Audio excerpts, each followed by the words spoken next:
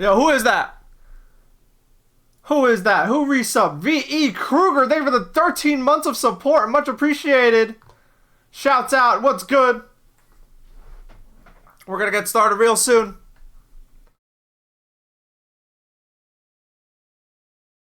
Let me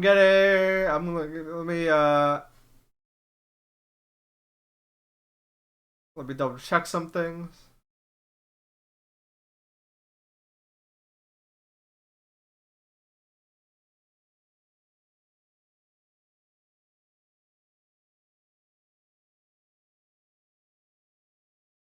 Hello, hello, hello.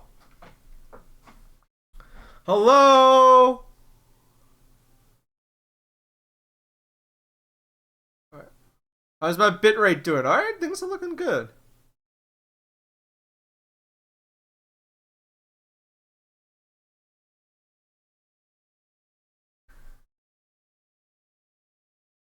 Hello, everybody.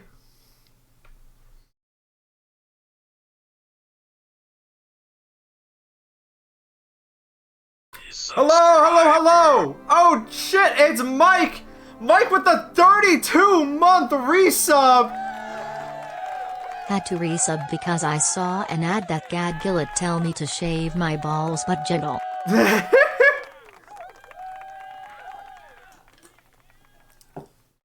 Thank you. Thank you, thank you, thank you. Thank you, V.E. Kruger for the resub. Thank you, Mike, for the resub. Kicking off a hype train. Level 1. What's good? How you doing today, folks? How you doing today? Who do we got? What do we got? What do we got going?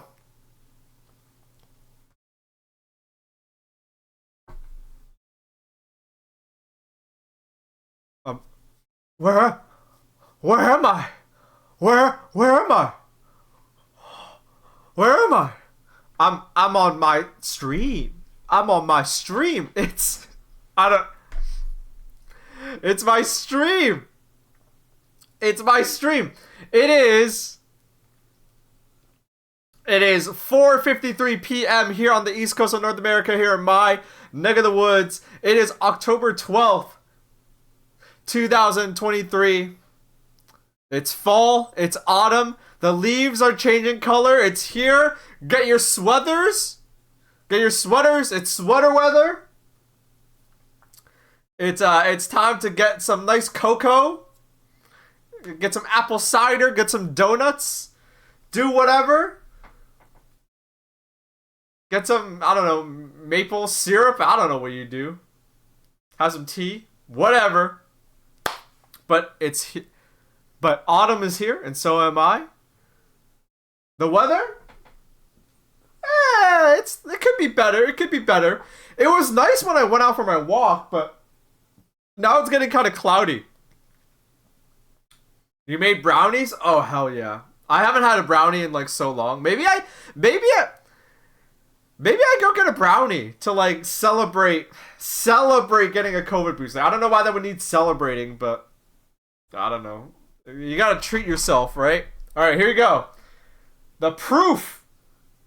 The proof. I mean, you can barely see it because it's skin colored, but ta-da! There's the... I got my COVID booster and my flu shot. For some reason, I thought it was gonna be one in each arm, but I was like, one in each arm, and they're like, no, same arm. So I was like, okay. So that's good. One arm is sore versus two arms. That's fine. I am massaging it. They did one for each for me. Well, that's because I'm so tough and strong. Same arm. That's going to hurt a lot tomorrow. Hey, I am going to give you guys... Let me start today's stream off by giving you some tips. So a nurse was giving me my flu shot one time, and he gave me some tips. It was an older guy, and so he had like tips. He's like, yeah. I was like, I hate my arm being sore. And he was like, here's some tips for you, man. Okay, first things first. you need to understand why your arm gets sore in the first place. It's not because of the needle.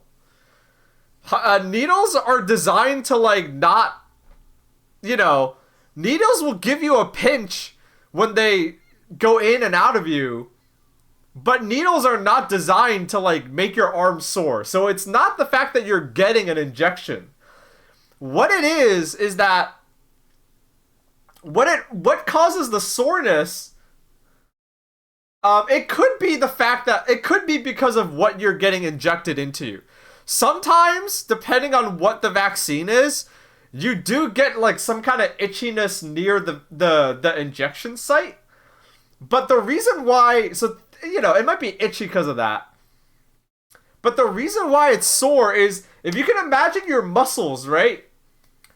Imagine your muscles. If you've ever handled meat, like, that meat is, you've got that too, right? So, you've got muscle. The needle goes in, and it's injecting fluid into you. So now you have, like, muscle, right? So imagine my hands like muscle. Now you've got, like, fluid injected under your muscle. And the reason why it's sore is because you've got fluid between layers of muscle. And your body is gonna, like, redistribute that fluid. It's gonna, like, that's how the vaccine works. Your body's gonna go in and be like, let's move this pocket of liquid around, right? But so the way you alleviate that soreness is you get that liquid distributed throughout your body faster. And there's 3 ways to do that. Number 1, a lot of people, they, like, don't use that arm after they get the shot. And he told me, you want to do the opposite. Like, you want to use that arm, like, work. Like, hit the gym, even. That's what he suggested to me. Because the more you use your arm, like, do some stretches, move, go to the gym even. Because motion, moving the muscle is going to help distribute the fluid faster. Number 2, massage it directly. That also helps. That's a no-brainer, right? Just massage it, work it a little. And number 3, just keep it warm. A warm compress, a hot shower. Keep it warm, and you'll get no problems. And so that's what I do now. I mean, it's not like the biggest brain, there's no secret. But, just massage it, keep it warm. But the big one that's made the biggest difference for me is I just work it. I just stretch a lot. I do a little exercise. I used to avoid doing exercise if I knew I was getting my flu shot. I do the opposite now. After I go get my flu shot, I exercise after getting the flu shot or whatever. And drink water. Yeah, water helps. Stay hydrated. Stay hydrated. Resubscriber. Coupon for jeans. Thank you for the 23 months of support. Much appreciated. Thank you for the resub. 23 shots. Yo, Heartman in a haze. Welcome. Glad you think chat rules. Chat, did you hear that? They think you rule. Aww. Anyway, but yeah. I don't have, like, any ideas for today's stream. I'm no joke. I'm not literally. I like sat at home and, like, took care of some other things. But I was at CVS no less than, like, an hour ago. So, or like an hour and a half ago now. But yeah, I was just at CVS. That's where I got my COVID/flu shot. So, yeah,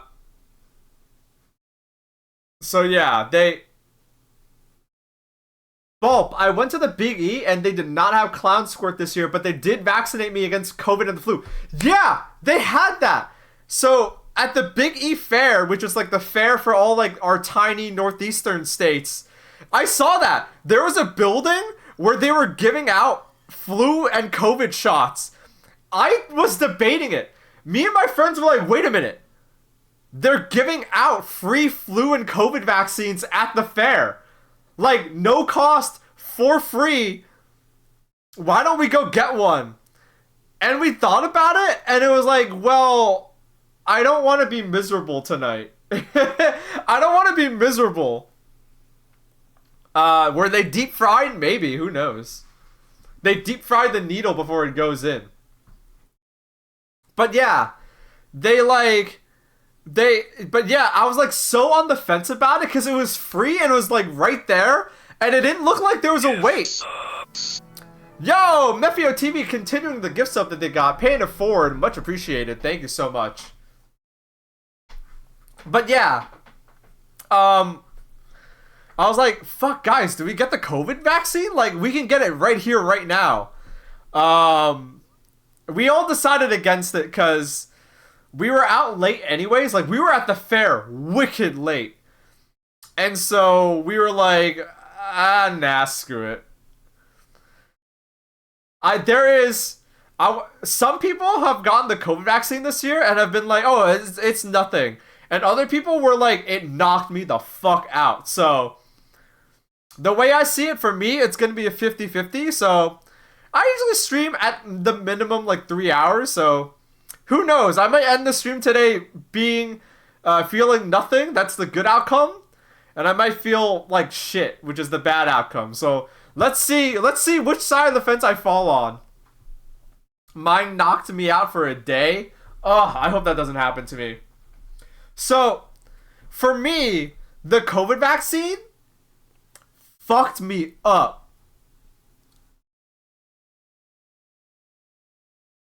The COVID vaccine fucked me up. It fucked me up. And I don't know why I did this. Like, someone tell me why I did this. The COVID vaccine feels like getting COVID, right? Because that's how vaccines work. I was fucking miserable afterwards. Like, me and my family, we all got it. Like, we got the vaccine. And we didn't, like, go anywhere afterwards. We just drove home. I came home, I crawled into bed, and within, like, an hour, I was feeling the effects. And I don't know why I did this. But as my post-COVID vaccine... Holy shit, Pajama Planet! Thank you for the 5 gift subs! Oh my god! Thank you so much. Thank you so much. Thank you. If you got a gift sub from Pajama Planet, go say thank you. That was very generous. Very appreciative. Very appreciated, I should say. But yeah, after the first COVID vaccine, I decided to watch Surviving R. Kelly. That's what I put on after. So I was in bed, delirious.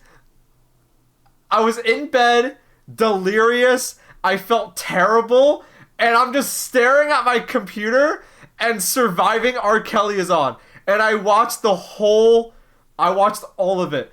I woke up the next morning feeling like Batman. I was like, that was the closest I ever felt like to feeling like Batman. I woke up, I had no symptoms anymore, I felt strong, and I was like, bro, what is stopping me from just hunting pedophiles? I could just go hunt pedophiles. Like, I woke up and I felt good because I didn't have the COVID effects anymore, but I was also, like, insanely angry at the world. Like, bro, why don't we just do it? Why don't we just go hunt pedophiles? Why can't we could just do that? Obviously, I did not become a vigilante. I did not go down that route in my life. But that was the closest I ever felt like turning into Batman. Like, no joke. Like, I was like I felt terrible. My vision, like, I felt, you know what I mean when I say, like, feeling like Batman. It's like Batman after, like, Bane breaks his spine and he's all fucked up, but then he gets better. You know what I mean? I felt like that. I was like in bed. Like I was like barely eating. I felt so weak, and I was just exposed to surviving R. Kelly the whole night. I don't know why I did that to myself. Um, but the second COVID shot that I assume you guys all took it. You should have. The second COVID shot, and then the boosters that we got, they didn't do it. Nothing happened to me. I got them, and I was just fine. Nothing else. So precedent wise, this COVID shot shouldn't do anything to me, but who knows? I've heard a lot of people say it's really fucking them up this year. So maybe in like an hour or so, I'm gonna just want to end the stream. But aside from that, I'm having a cool day. I'm having a chill day. I had some wonton soup for lunch. Walked down to CVS, got my COVID booster. They didn't give me a coupon. Last time I got it at CVS, they gave me... I had an ulterior motive to getting it at CVS. Last year, I got it. They gave me a coupon. I was like, oh, shit. Hell yeah, you get a coupon. This year, I didn't get a coupon. Maybe they're gonna email me a coupon. I don't know, but I didn't get a coupon. I was like, fuck, I want a coupon. I was gonna go. I was gonna go.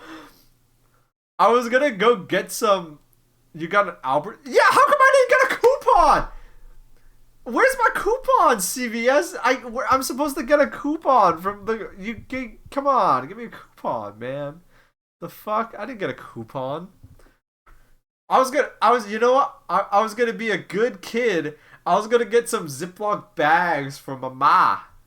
My mom was like, I need some Ziploc bags. If you use that coupon to get me some Ziploc bags. I said, yeah, ma. I'll get you some Ziploc bags.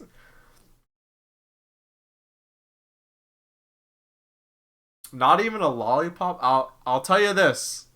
I don't know how old you are, but we adults don't get lollipops after our shots. I wish. They didn't.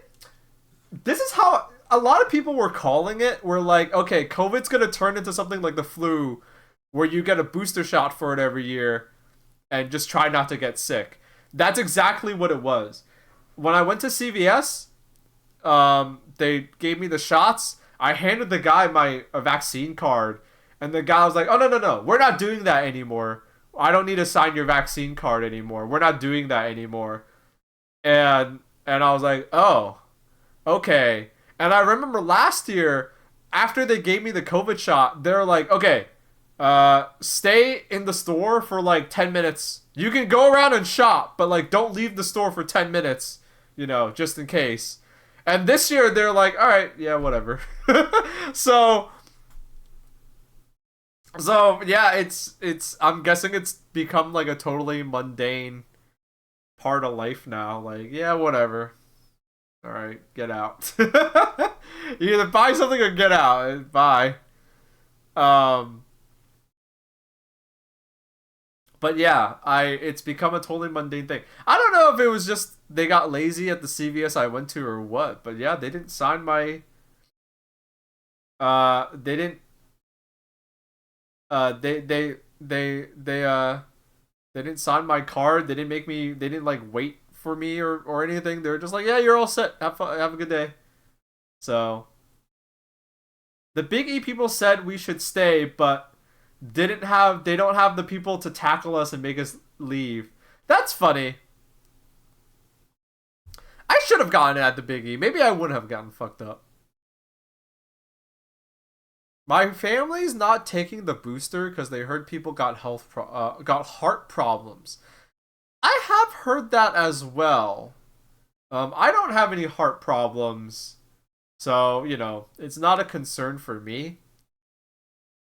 See, here's the thing. I've heard I've heard that long COVID gives you so many fucked up problems that for me it's like a no-brainer. I don't want to get like I caught COVID once. I was miserable, and the idea of feeling like that for the rest of my life scared me so bad that I was like, yeah, I'm gonna take the shit. I'm gonna take the booster every year.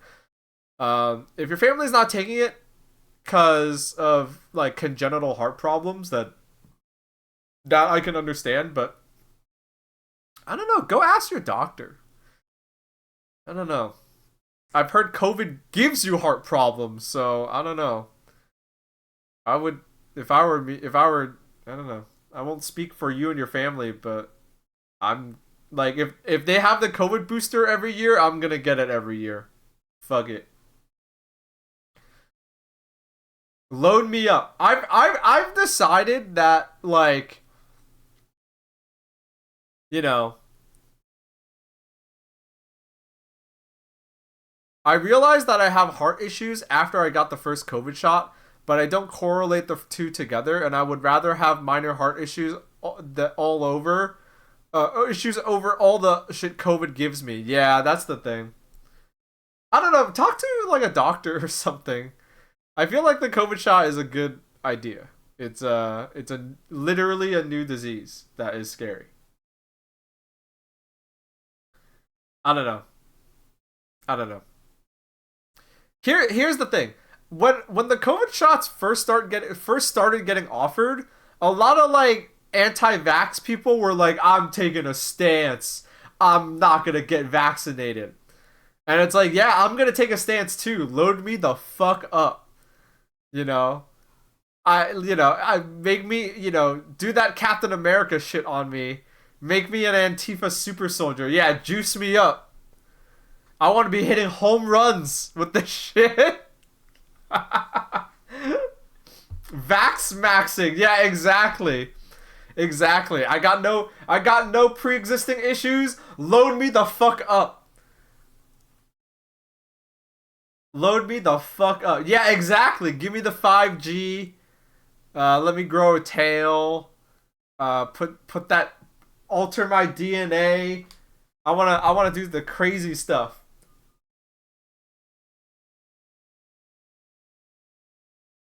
Let's get crazy with it. Life's short. Let's become cat people. Let's not go too far. I've heard about that musical. I'm not a fan.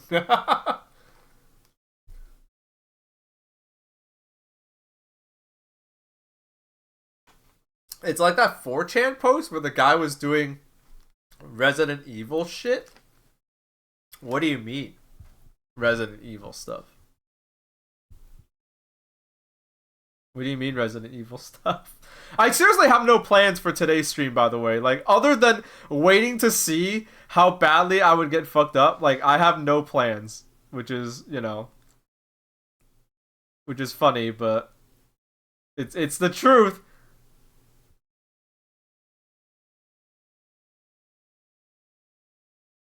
Sorry, I have to check something on my phone real quick. I'm not timing it, but it'd be funny if I timed how fast I got sick, though.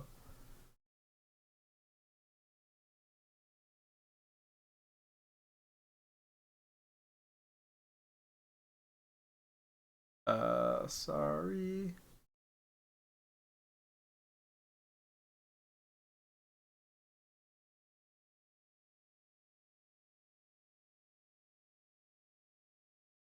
Sorry. Put up a speedrun timer? Nah. I'm hoping I don't feel bad. Log your symptoms. Has anyone, like...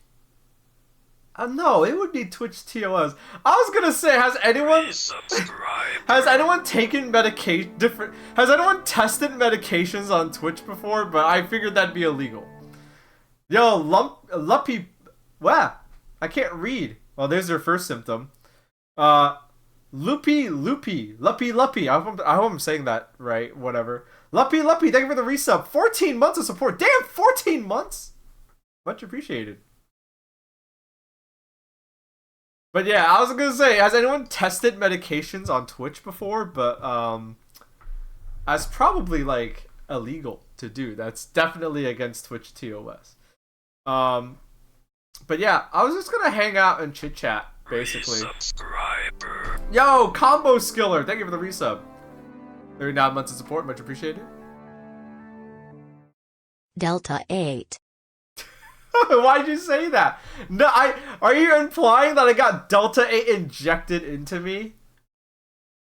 That'd be the most intense way to get high.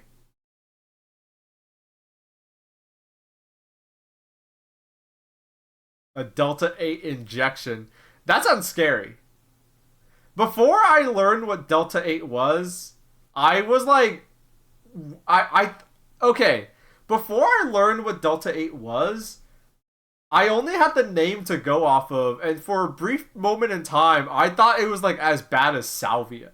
Because the name sounds so serious, like Delta 8, you know? The name is not descriptive of what kind of recreational drug it is. It's you know, it's like I thought it was on the level of like salvia. Delta 19.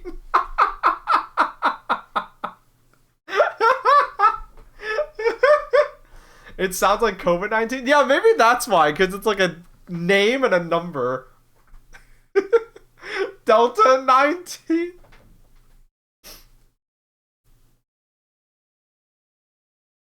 The you know what's so dumb here? Smoke shops here, even Massachusetts is a fully legal state, and places will still sell Delta 8, and I'm like, what's the point? Like, what's the point? Like, I don't understand. Like, like maybe although thinking about it now, taxes probably don't think Delta 8 is taxed. Yeah. Yeah, my guess is it's either a tax thing or like it's an industry thing. Because like for the states where it's not legal and they are selling Delta 8, then they already have all these Delta 8 products, and it's like, well, might as well sell them in the legal states too. So,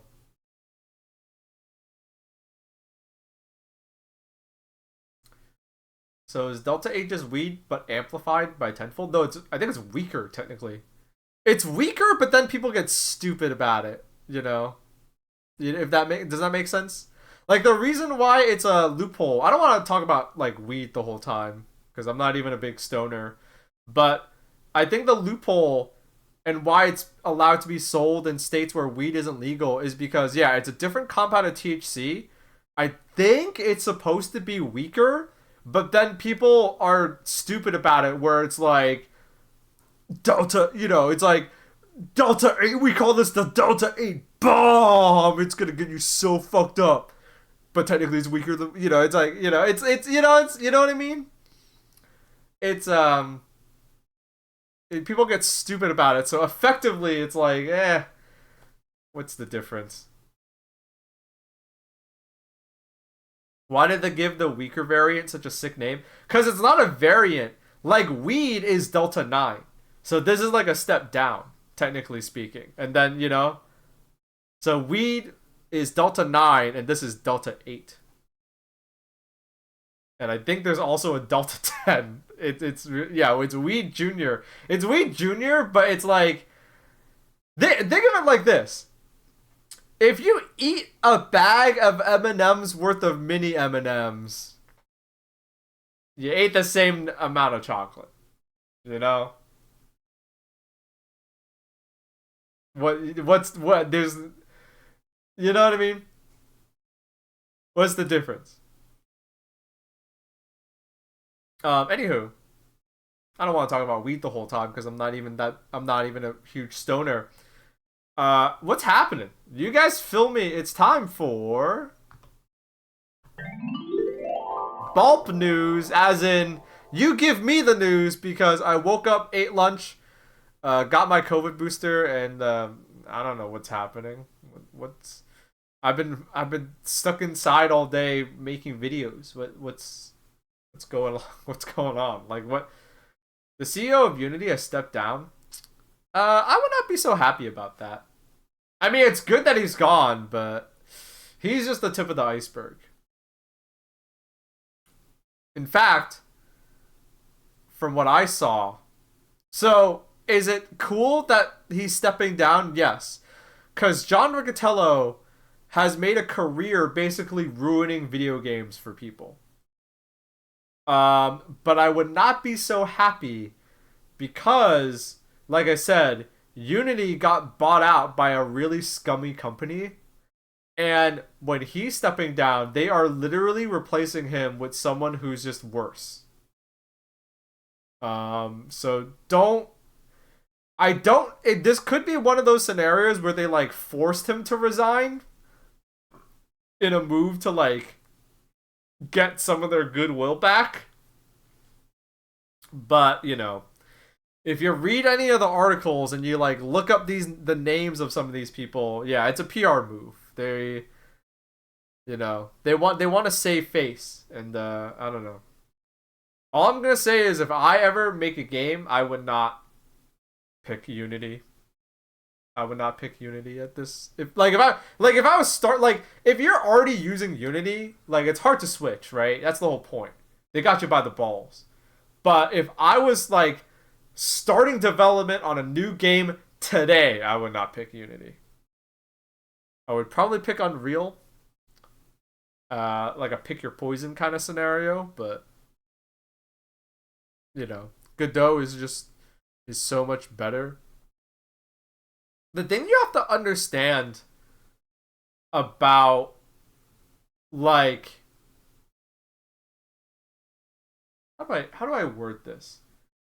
The thing you have to understand is like so much of software engineering is like picking your poison. You know? So much of game development as a branch of software engineering, so much of it is like pick your poison, compromises, uh pick your poison compromises, tough decisions. Like you're not even people with good intentions don't always get what they want. And like depending on what you're trying to make, like there's a reason why Unity is used for so many games. You know what I mean? Um you know, like I don't want to make you guys sad, but like Microsoft, is has their tendrils all over the games industry in multiple ways, and they, you know, work with like fucking, the US military. And all your favorite software may be developed in like Visual Studio, who knows? You know what I mean? Sometimes you don't want us flexibility. So, sometimes you want like good good documentation. I'm not advocating for anything. I'm just saying like as someone who used to be a software engineer, so much of it is like pick your poison. So much of it is picking your poison. So much of it is like, you get a job at a company and boom, they use this. And it's like, "Oh my god. Holy shit." You know? Unreal could just flip the switch like Unity did. It's true. Uh but, you know,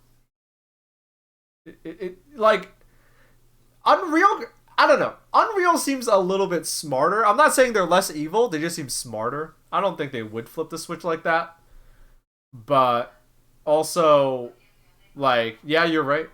You're right. This is what I mean by like picking your poison.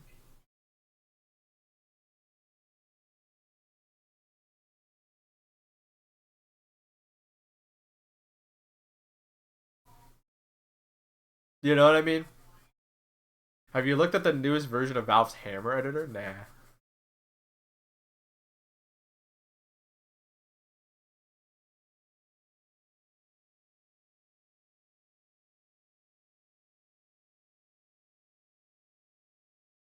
I don't know.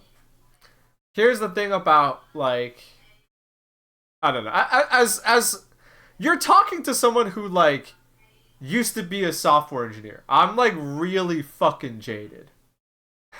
You know what I mean? I'm like really fucking jaded. And there's a reason why I'm not a software engineer anymore. So, you know what I mean? Most indie games are 2D. Verifiably not true. Um, I don't know. I'm just so jaded. It's like it really is a case of like pick your poison. You know, and I think what the consumer doesn't, I think what the end consumer just doesn't understand about software is that like the pipeline to getting a game finished, any piece of software really, is such a like even indie games is such a Herculean task that like there's a reason why people go to huge companies like Unreal is because it's just yeah, they're evil, but I know how to use their software and it's well documented and it works good.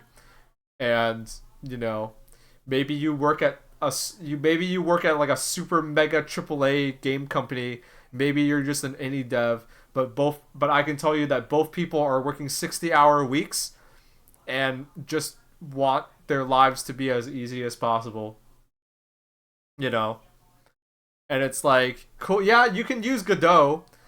And again, this is me being cynical, don't take what I say too seriously, but it's like, yeah, okay, cool, you're using Godot, good job not being evil. Hey, where are you hosting the repo for your game? Oh, GitHub, which is owned by Microsoft, which works for defense contractors and the US military. Cool. Oh, your game. Oh, your game has net. Oh, yeah. Oh, your game has net play. Where how is that handled? Oh, on AWS. Oh, the servers on AWS. Cool, cool. It's like as someone who used to be a software engineer, it's like chocolate. It's really hard for someone not. It's really is chocolate fucking good? Yeah, it is really hard to not at some point in the process, unless you are grinding those beans yourself. It is really hard to have at some point in the process for someone not to be exploited or for something shitty to happen. GitHub is owned by Microsoft. Yup. They bought them right after I got out of college, I think. Back in 2016. I might be misremembering. Tony's chocolate is pretty neat. Yeah. Yeah. Tony's Chocolonely is actually. I was really impressed when I saw that their chocolate was fair trade. But too bad it's being stocked by people who make minimum wage at the grocery store. Yeah. It's like I said, I'm jaded as fuck. When it comes to anything related to software, so it's you know good on you if you want to use Godot. Like I'm not being passive aggressive, and I'm not playing like I am not being passive aggressive. I'm not playing devil's advocate. Like if you want to use Godot, good on you. Like real talk, I actually forgot about that. Like I actually forgot about Godot as an option. If I was to make like my own indie game, like starting development today, honestly, yeah, I'd probably try using Godot as well. But like good luck trying not to be evil. is all I'm gonna say. Good luck trying not to be evil. Because if I was starting development on a new video game, I would, and if you were like, oh, Baaulp, please don't be evil, use Godot. Real talk, and I'm not a bad person. Like I'm fully cognizant of all this shit. I would spin up a repo on GitHub because it's what I know, right? And if my game had net play, I would use AWS because it's what I know, and it's what everyone knows, and that's just Like, there's a reason why when AWS goes down, like 2/3 of the internet goes dark. You know what I mean? You know, if you need a server, it's AWS or Akamai. Pick your poison, motherfucker.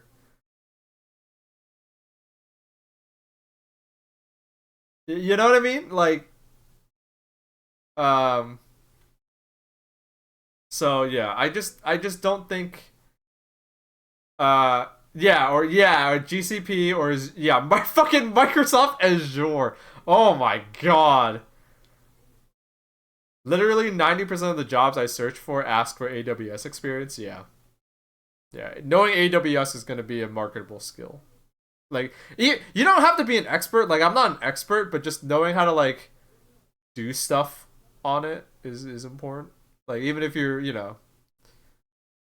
um but yeah. This is a look into why I'm so jaded and why I'm not a software engineer anymore. You know what I mean? Like when I like I'm not being a cynical asshole. I'm not playing devil's advocate, but when I see people talking about like, oh, Unity is evil now. I'm gonna use Unreal. What? Unreal is just as evil. I'm gonna use Godot. And it's like, dude, you don't know the half. Like like, if you want to live like that, sure. And that's how you end up with like, that's how you end up with like, you know we're please use our software. We go to this website and download it. That download takes 7 days. It's like, I don't know, it's just so difficult. It's a hard, it is a software especially, but it's hard to be a good person. It's hard to verifiably, you can't be like 100% pure. Living in the modern world nowadays is very much a game of pick your poison. I don't eat at Chick-fil-A. I don't eat at Chick-fil-A. I don't use Uber. I use Uber as little as possible. I think I literally only use Uber when I'm traveling and the place I'm going to has bad public transport. Like, I don't think I've used Uber in like 2 years. Wait, no, that's a lie. I went on an Uber last year. But yeah, it's like you gotta you gotta draw the line and try to just stick with it. It's so annoying when you're hungry and the only restaurant in the area is Raytheon. I know, bro. I know.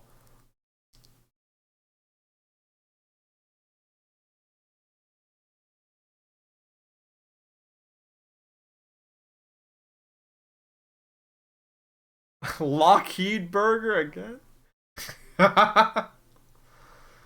I drove for Uber and got two speeding tickets that cost more than I made delivering. Yeah, it's like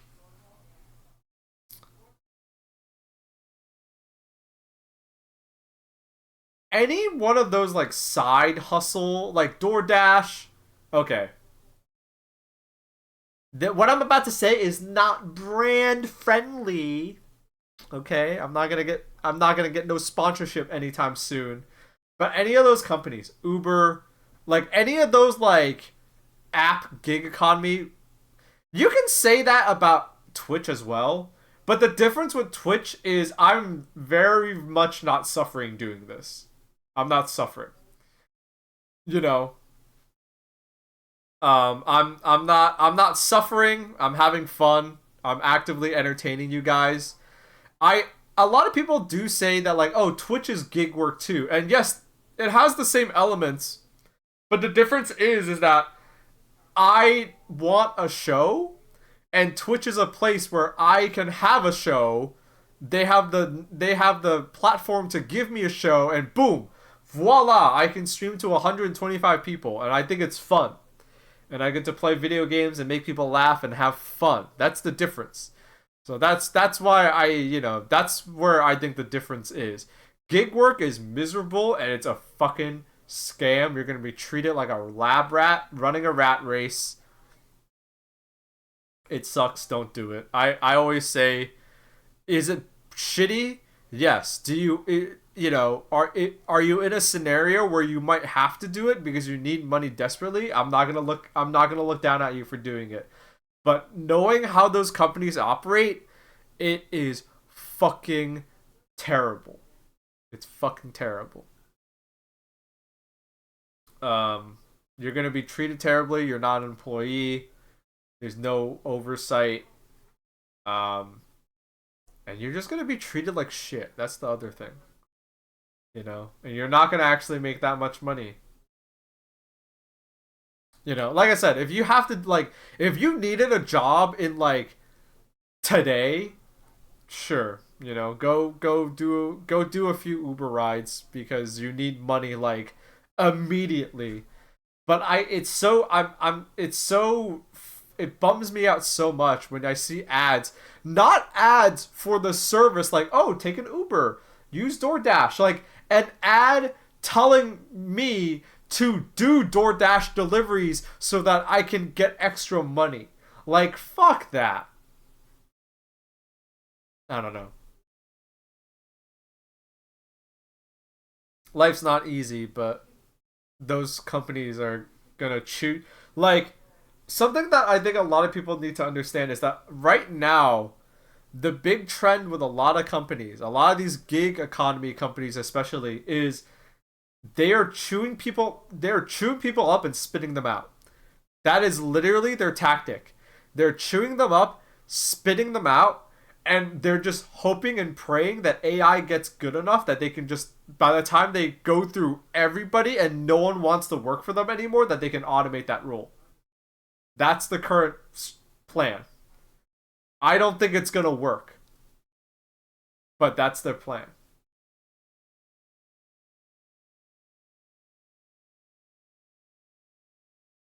Amazon does that to the point where they can't hire sometimes because they churn through the whole pool. Yep. Amazon was one of the first companies to do it, and that's the issue where they're going on. Where let's say they have a facility in a small town. Literally, no one in that small town wants to work for them anymore. Um, thankfully, well, not thankfully, but it's a little easier to automate a warehouse than it is to automate, say, something like food delivery or driving a car. Um,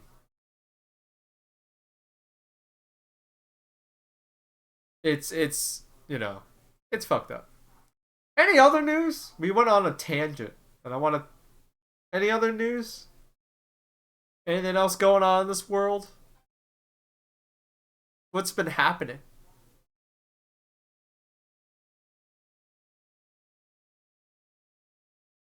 The strikes are going on again? Hell yeah. Well, not hell yeah, because it means they didn't reach a deal, but I am a cynical motherfucker, and I love it that they're striking. Because I love seeing Hollywood squirm.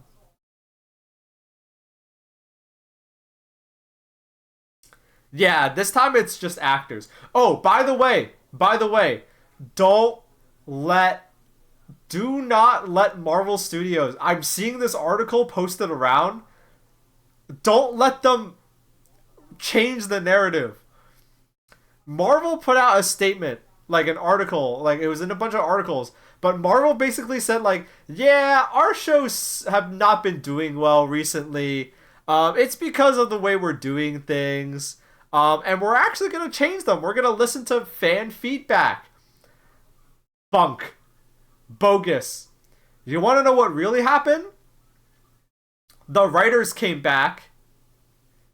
Their demands are being forced to be met, And it's the writers that have come back and are now having their demands met that are changing things at Marvel Studios. It's that's those are the changes that they advocated for. So yeah, it's bonkers. It's bonkers. This is something that I was told was gonna happen. Like, yeah, they're gonna try to change the narrative away from the fact that writers got what they demanded, and this is the result. Don't let them change that. Remember that it was the writers. Uh, it's funny how they immediately take credit for it being in their idea. Of course, of course.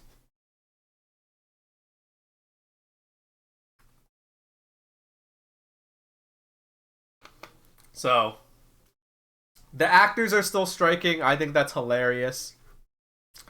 I love seeing Hollywood squirm. I love seeing them pull like the dumbest bullshit out of their ass. Like, what was it? Disney's Pixar's Toy Story football recap bullshit. Have you guys seen that? It's like the dumbest shit. It's like what is this?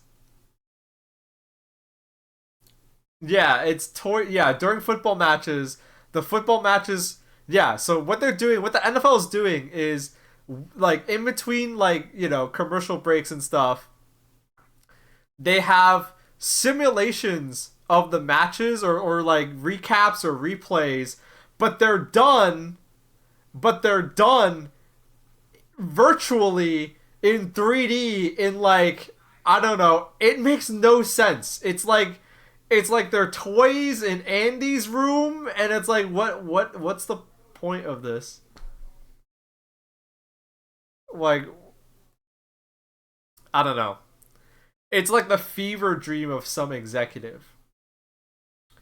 A lot of the decisions that have been made recently is I think executives thought they were smart. When in reality, they just have a lot of money to throw around and they're actually dumb as shit. So, I think that's what's been happening these last few years. Cuz a lot of people something that got brought up was I think like Marvel had a show recently where the intro to the show was done entirely in AI. And I'm not going to lie, I'm not as much of a Luddite as other people. I think AI legitimately has its uses. That being said, this was not one of them because it looked like shit. It looked like absolute shit. And that to me is like when I see that, I was like, no one asked for this. Some executive was like, let's use AI to make our intro. It'll be so dope. And we'll save so much money.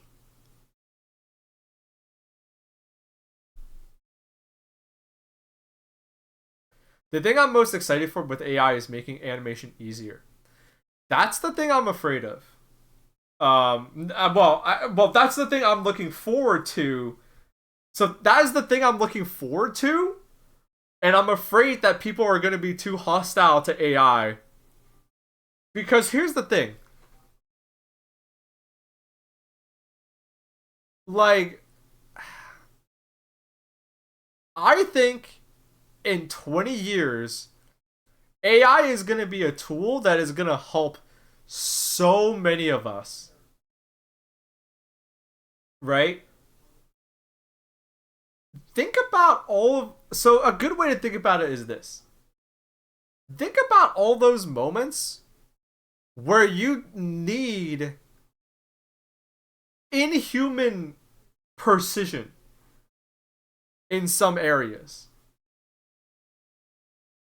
right? Think about that. That is a lot of what automation ends up being, right? When we automated the farm, right? When farms started using tractors and when tractors replaced the horse, that was because the tractor is just so much better at doing whatever on the farm that it. that like yeah, it's like you'd be stupid to not do this. Industrialization was the same thing. Like, dude, do you want a factory full of 13-year-olds or do you just want a machine so that like you'd be stupid to want to use the 13-year-olds hitting pedals with their feet. Like, and I think this is the same way. Like, any point where there's like trudgery or like you need some kind of like inhuman precision, like that's just gonna help. Like someone brought up the example of AI helping animators. Like, yeah, like think of if you're an artist, think about how many times you needed a perfectly straight line. Can you draw a perfectly straight line? I can't. And guess what? If you're an artist, there's a good chance you still can't draw like one try, perfectly straight line. Can you do it? I don't know. I know a lot of artists and no, like yeah, easy. Hold down shift key, easy. Okay, fair. But you know what I'm. But you know what I mean, right? Like, think about all those moments where, um, um, you know what I mean. Art isn't art without imperfections, though. Yeah, but we're gonna keep the imperfections that we want. You know what I mean? Like yeah, yeah, that's fine.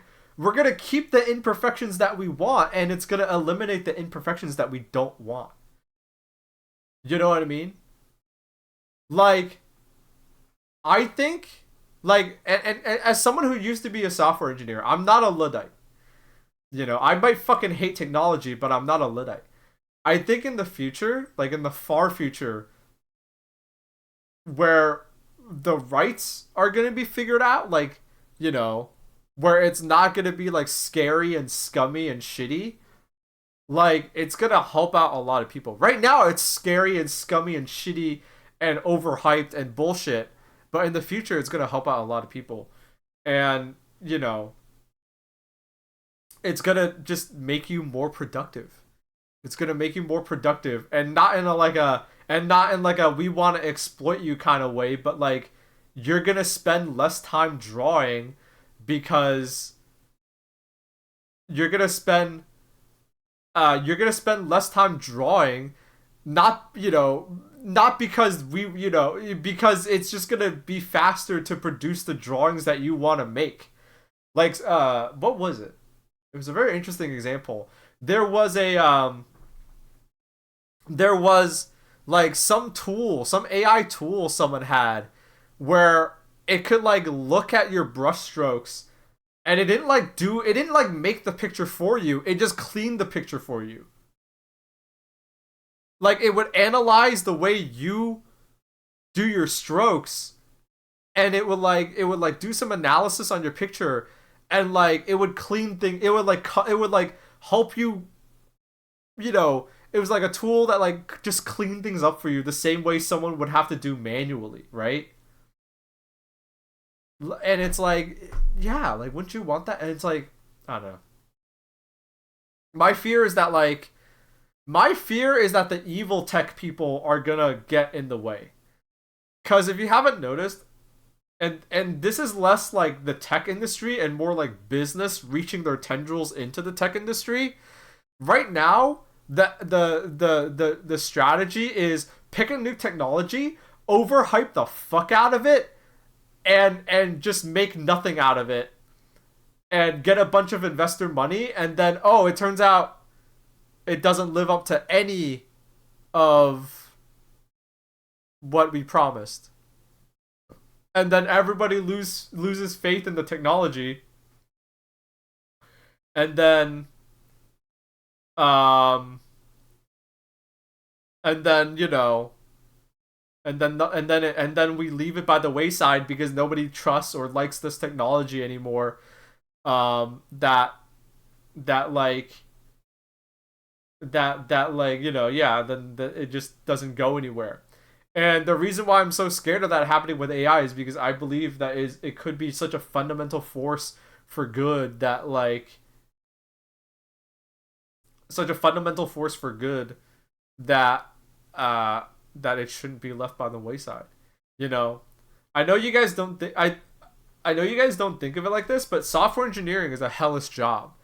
So many software engineers crunch and work like 60, 70 hour weeks.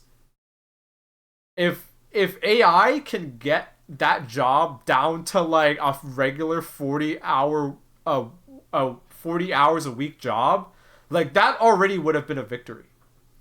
You don't got people fresh out of college like ripping out their hair because they live at work and sleep under their desks. You know, you know what I mean? The sad thing is that they'd still be working 60 hours a week. They just have a bigger workload. Yeah, I hope that's not the scenario that happens, but fingers crossed. Um, I don't know. That's how I feel. That's how I feel. I think it could be a force for good, but right now it's because of like business and capitalism, it's basically being massively not everywhere, thankfully. It's being used correctly in some places, but there's the loudest. What doesn't make me happy is that the loudest people are the people misusing AI and mismarketing it and overhyping it, and my worry is that in 20 years it's going to leave such a bad taste in people's mouths that it doesn't people aren't going to let it help them, you know.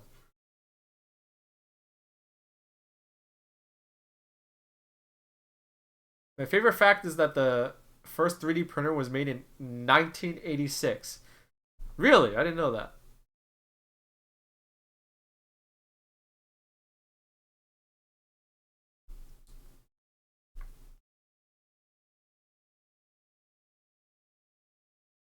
Yeah, that's something that I don't like. AI is not good to replace Wikipedia. It's not. It is not good for search engines. Like the fact that like people are like, oh, let's ask ChatGPT and take its word as like, no, that's not what AI is good at.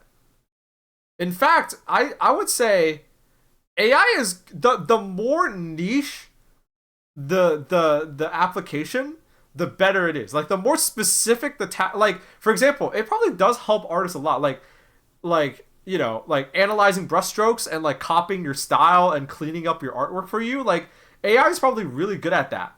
Generating voices, probably pretty good, right? Because it's like it's trying to do something specific.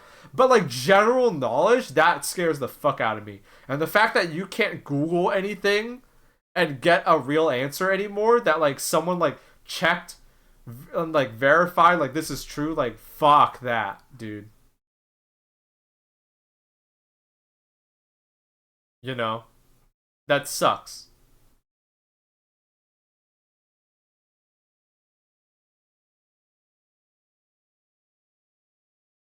Like the fact that Google is already like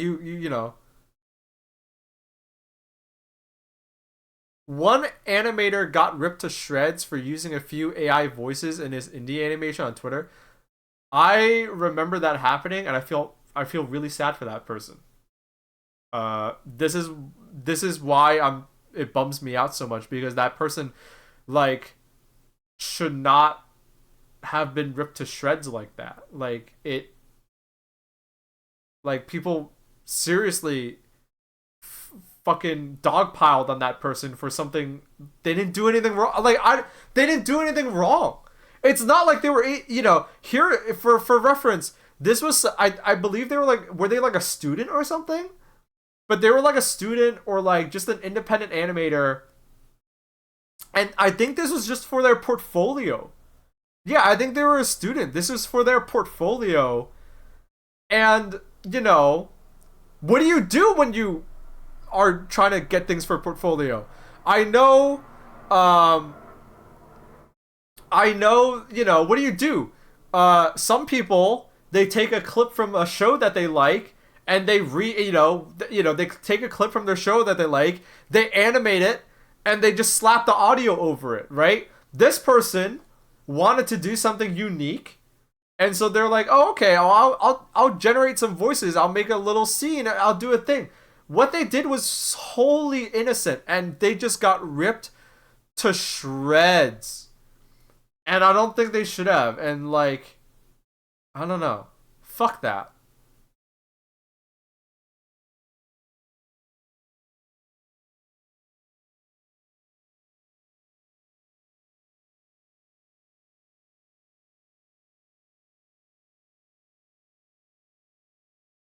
It's like,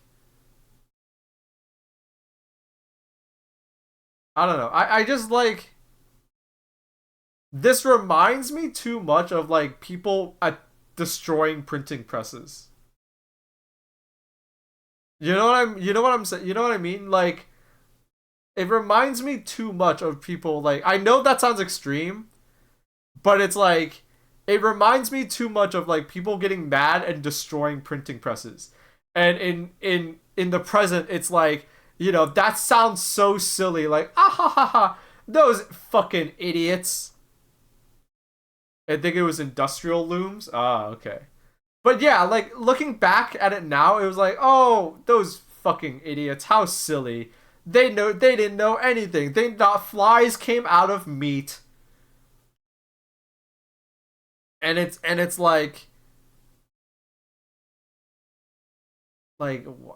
dude, it's like the same like, I don't know, a different flavor of it, but I like see some of the same shit happening where it's like, chill, ease up.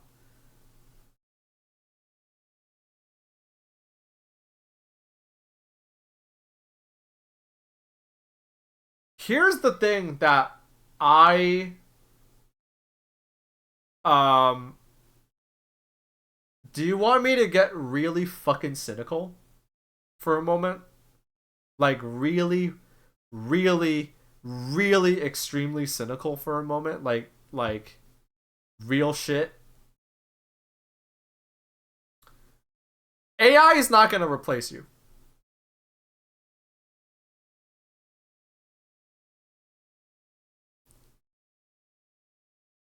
Okay?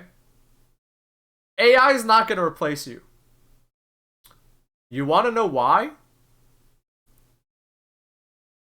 Cuz if AI cuz if they could have replaced you, they would have done it already. And you want to know how I know this? Because because they try. A lot of game studios, they will have studios all across the world. And if look at the world through rose-tinted glasses, you know, if you look at the world through rose-tinted glasses, you're like that sounds so impressive. Like, "Oh my god, Ubisoft has offices all over the world." You want to know why Ubisoft has offices all over the world? Cuz they can pay people in Singapore less money than they do in Montreal. Right? You want to know why all your cartoons get made in Korea? Cuz it's cheap. It's cheap. Korean labor is cheap. All your favorite cartoons are drawn by Korean people cuz they're cheap. It's cheaper than hiring someone in the US. Right? So if you're sitting at your job thinking, "Oh my god, is AI going to replace me? Is AI going to replace me?" I wouldn't worry about it. Cuz if they could have replaced you, already they would have done it. Either that, or they're already in the process of replacing you, and it ain't AI that's gonna do it. Okay? This is the part where I'm gonna get really fucking cynical. When I was in college, I had a really like blunt and honest discussion with a peer of mine. Oh shit! Hello. Thank you for the donation. Thank you for the $10, Rotten Witch.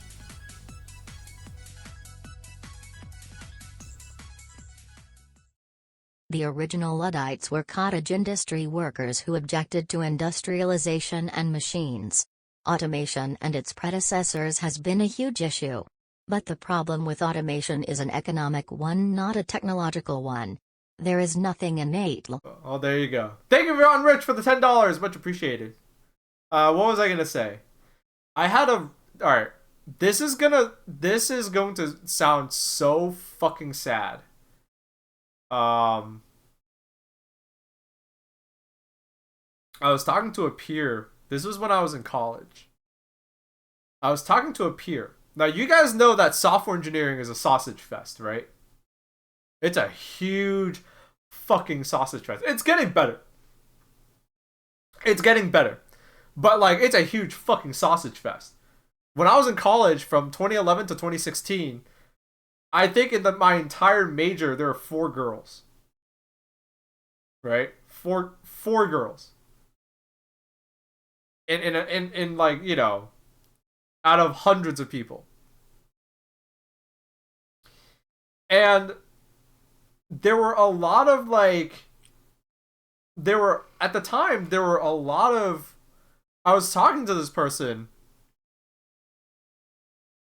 about like initiatives to get more minorities, people of color, women into like STEM, you know, it like, you know, those like, you know the ones I'm talking about, like the super generic programs where it's like the super generic programs where it's like, oh, get girls interested in STEM, get minorities interested in STEM. And at first my alarms were getting raised because this person seemed a little hesitant, you know? And I was like, yeah.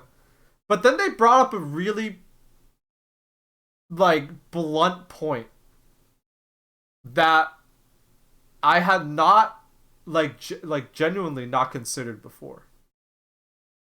And it was the source of his apprehension. 'Cause is it a good thing to get more people of color, more women into these STEM, like into engineering practice, into these engineering disciplines, to have more of them as software engineers? Absolutely. One of the biggest problems with software is that like it's all made by white men, right? And so, you know, the example I always think of is like the Connect not recognizing black people because their skin was too dark. But he brought up a point that kind of like made me pause, which is like, dude, and you know, this is not like a professor, this is like another student, but he was like, dude, do you think they're pushing for this because they just think they can pay women and people of color less? And it made me pause for a bit. 'Cause like he's not wrong. Right?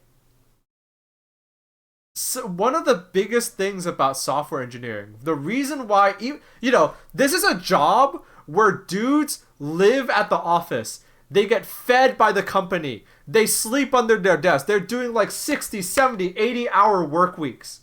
How is this a lucrative job? Because you're getting handed these rock star salaries. If you want a job that gets you 6 figures, if you want a 6-figure salary as soon as possible, I would recommend software engineering. It might be fucking miserable, but if all you care about is the money and getting a bunch of zeros at the end of that check every month, software engineering is the way to do it. But it also means that it is one of their biggest, you know, how do you save there's a reason that why whenever these companies want to save money, these tech companies want to save money, they have layoffs. They don't scale back, they don't close off, you know, they don't close offices, they don't go, oh, no more snacks in the lunchroom. They, you know, heads roll. because people, it's expected, especially in North America, less so in Europe. Europe apparently it's like you get paid less, but in America especially, it's expected that no matter what city you go to, if you're a software engineer, you're expected this like rock star salary. And I was like, it took me aback because I was like, this guy wasn't wrong, and it's like it made me worry. Like, is that their plan? Cause like, you know, maybe that is their plan. Maybe these fucking assholes really do think they could, like, if they hired more women and more people of color, they could pay them less. They can get that specialized labor for cheaper. And it kind of made me, it was like, oh shit. And my mind turns to telemarketers. Or not telemarketers. Like customer support people. All that stuff is like, you guys know that when you talk to a customer support person, there's a very decent chance they're not in the US. They're in some English speaking country where the employees have been given just enough training that they sound American. You guys know that, right? And they're willing to do this. They're willing to do this because it's cheaper. Because they can pay someone in Pakistan or India. They can pay for them to get voice training to do an American accent better than they can. Or cheaper. That's still cheaper than just hiring someone in America. So, if you want me to be like really cynical and really fucking like blunt, their AI is not going to replace you. It won't. If you're worried about AI replacing you, then be at ease, because if you're sitting there worried that AI is going to replace you, good news. If they would have replaced you, they would have done it already. If you're in the kind of job that AI can replace, they would have done it already. Not with AI, with some cheaper alternative. It's fucking cynical to think about it like that, but it's true. It's true. A lot of journalists are worried that AI is going to replace them. AI is not going to. If you're a journalist, AI is not going to replace you. You want to know why? Because, there are a lot of other countries where people, where English is the primary language. Why aren't they just, asking them to write articles? A lot of, if you're an artist worried that AI is going to replace you, dude, do you know about those painting operations in China?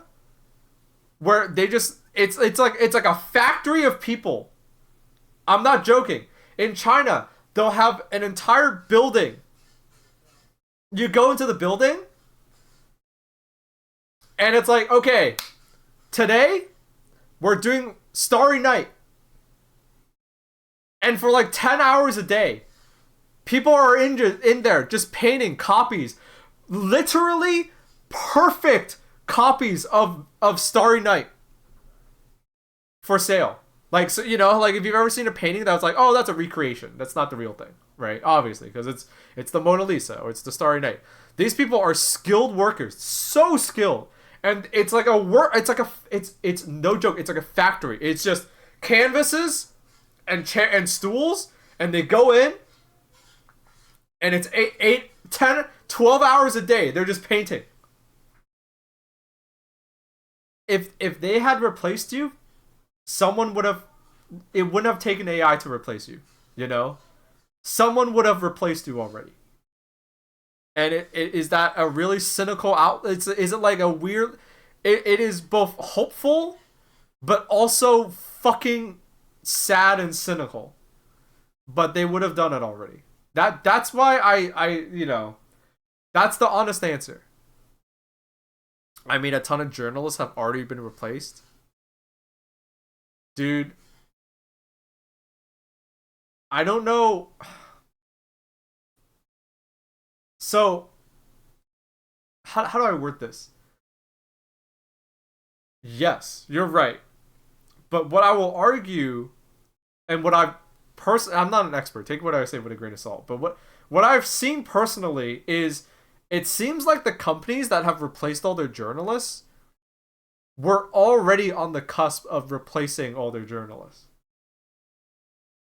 Because, like, have you noticed that, like, why does the New York Times have a YouTube channel?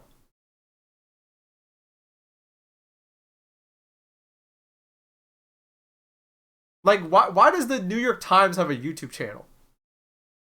Right?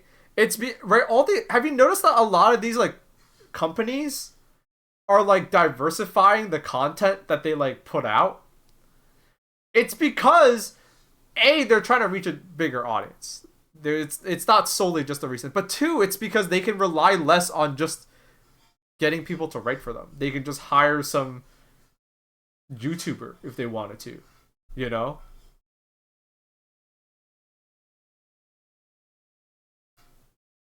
Like, now this is me really getting far out there.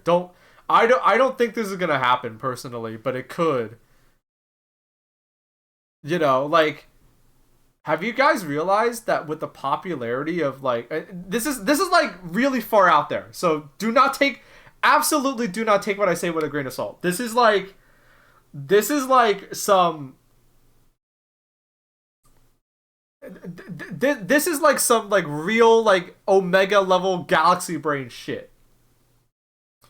Have you noticed the rise in popularity of like YouTube video essays?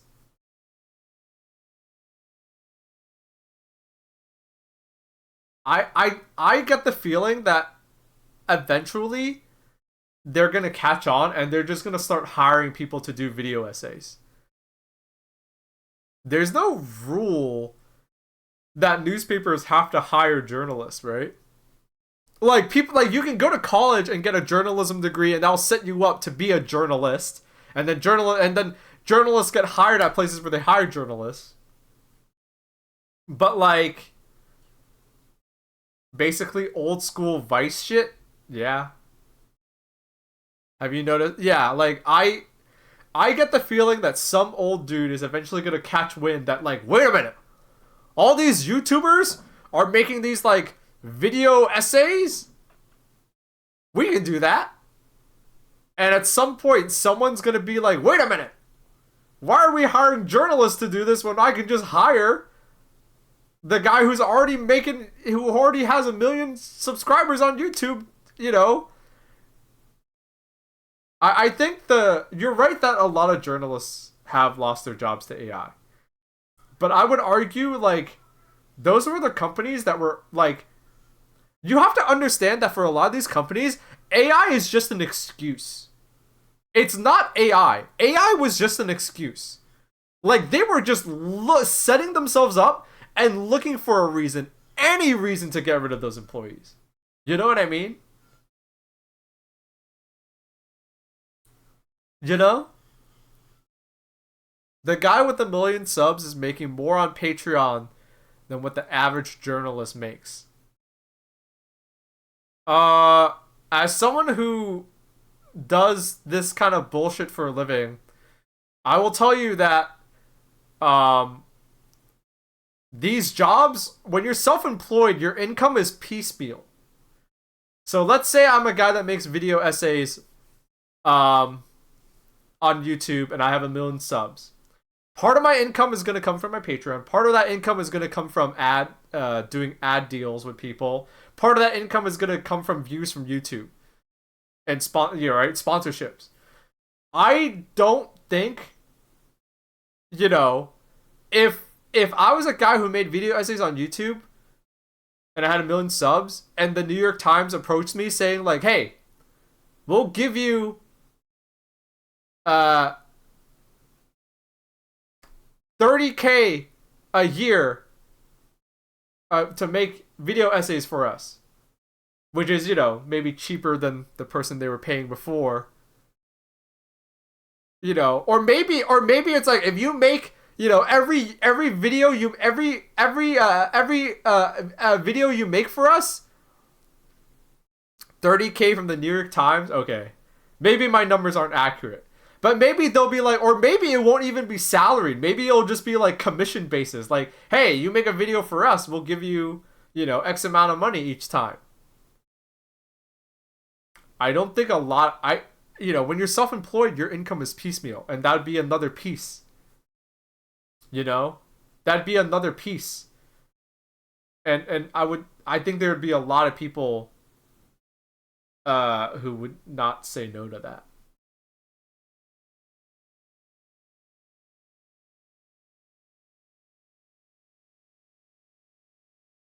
Well, I get the sentiment. AI replacement is a linchpin issue in the current SAG after strikes, so so clearly there's at least some conversation of it if it's important enough to preemptively try to prevent.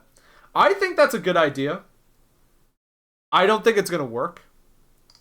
And when I say that, I don't mean it's not gonna work as in they're not gonna get what they want. I mean like they, it's good that they want to preempt it and say like, hey, you can't use AI to replace us.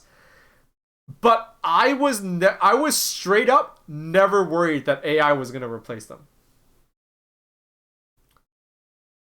Right?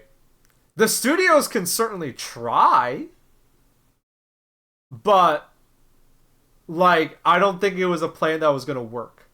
Oh, they, you know, the idea that they could replace voice actors and so with like AI and 3D and special effects.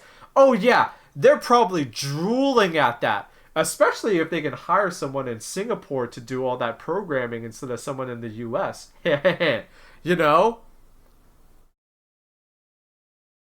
But like I don't think it was gonna work. You know what? Does that make sense? I just genuinely didn't, you know, I just genuinely didn't think it was gonna work. But oh, sorry, I just got pinged.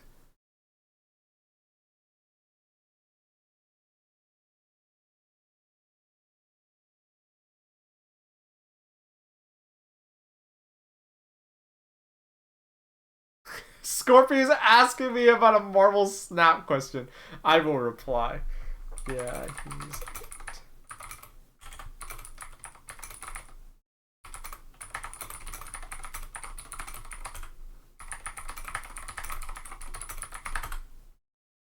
Yeah. I don't know. So New York Times would become Machinima then?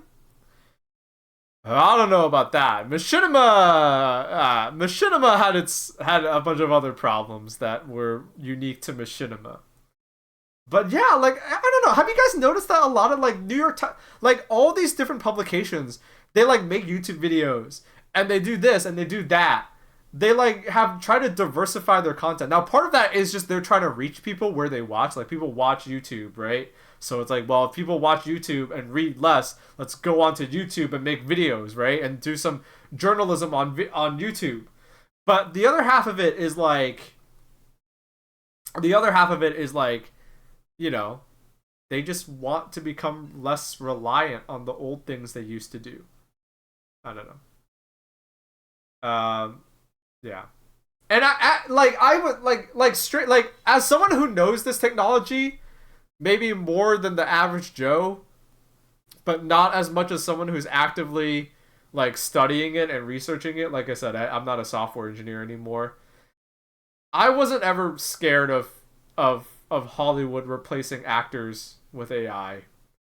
They can you know, that's like saying like, oh, Tesla wants us to all have self-driving cars. Like, how's that going? They've been working on self-driving cars since I got into college. It's been 10 years now, and we still all drive regular cars. And Tesla cars are known for exploding. That's what they're good for, killing you. So, it's killing you and looking ugly as shit. So, you know, uh you know what I mean? So, but hearing that Hollywood wants to use AI to replace actors, in my mind, is exactly like when Tesla says self-driving cars are the future. We're working on self-driving cars. Like, I was never worried about that shit. They're so fucking stupid.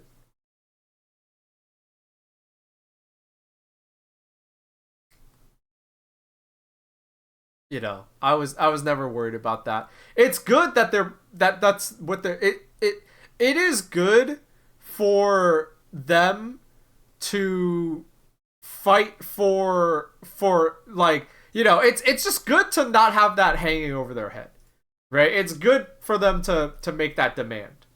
But I was never worried. I was, to be honest, the biggest win was with the writers. The biggest win was with the writers, because one of the worst things about the film industry and the television industry was that they were starting to take cues from the tech industry. So one of the reasons why I stopped wanting to be a software engineer was the realization. It was late at night. No joke. I was in the office late. You know, um, I was in the office late. I was I was coding, and at the top of the file, it was real old school. I saw someone leave their name, like in the comment, like, this file was written by so and so, yada yada yada. Like, some, it was I guess it was an old file, some real old school shit. This guy left a comment at the top of the file that said, like, dated, named, and everything. And it got me thinking, what what part of this do I what part of this do I have? Right? Cuz this was not someone I knew. The name that I saw at the top of the file was not someone I worked with. I had never known or seen this person in my life. This was someone that used to work at the company, and it was gone. And it made me and I had one of those moments where I sat there and I realized something. I have no I'm There's nothing. The company owns the product. The company owns the code, right? Everything I write, every change I make, that's not mine. I'm expected to be the expert, right? I'm expected to be the expert. I'm supposed to take ownership of some process, right? I'm supposed to be a team player and know, this part of the code base like the back of my hand, and become an expert, and then I'm that guy. I own nothing. Yeah, it made me realize that, like, the most I will ever be is just a name on some file, or the name on some commit. That's it. I don't own the code. I don't own these changes. I don't own the software. I don't own the product. That's all the company. The company owns all of that. And I signed that away when I signed my contract. And, like, how often do you get to work a job where you own everything you make, right? Very very few of us have that liberty, you know. But writing all of that code and making all the and doing all of that software engineering work, um like, for me personally, like, I never even hated being a software engineer. I liked coding. But, like, something changed in me when I realized that, cuz I was like, man, I don't own any of this shit. I'm like pouring so much effort into this. I don't own any of it. And maybe it's because, like, I'm half tech guy, half artist, by nature. But like, part of me was like, dude, that's so stupid. I don't own any of this. I don't have any part of this. They're paying me a salary to work on this, but none of this is mine. I'm not gonna get, you know, I'm not gonna get any, I don't even care about owning the software. Like, I don't need to own the software because, to be honest, the software is boring. But like, I'm not, you know, I like this guy. I'm just gonna be the name on some file. I'm just gonna be a name somewhere in some file, and I'm never gonna get any recognition of it. I think that's why I do what I do now. Because unlike, for example, I work with Item Label, but everything I do with Item Label, even though it's their video, like I give the video to them and it's theirs. They distribute it how they want. It's on their YouTube channel, whatever. To a degree, that video is still mine. You know what I mean?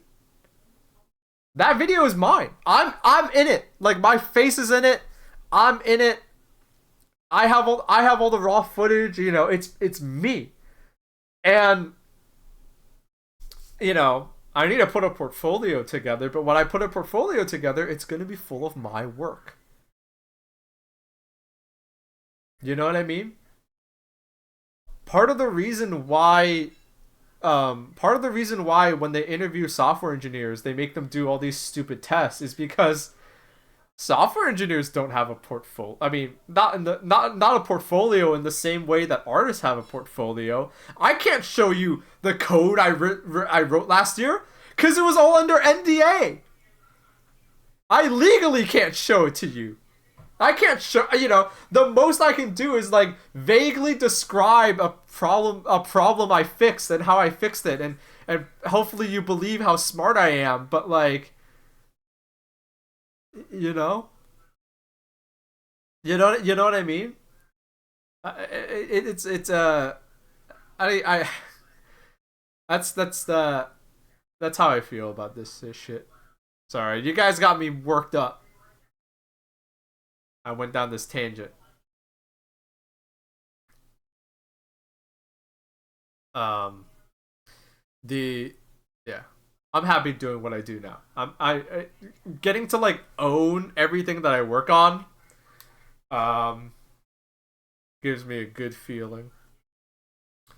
The It's a natural human instinct. I think so, and that's part of why software engineering was so bunk to me.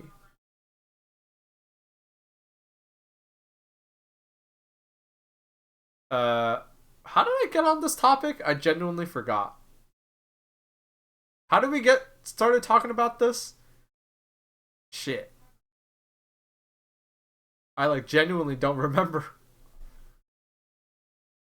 I must not talking about AI. Yeah, but yeah, you are vaccinated. Hell yeah, I am. Hey, it's been an hour and 40 minutes. Even more so. Uh, Even more so. It's been about 2 hours, and I don't feel bad. So, yay!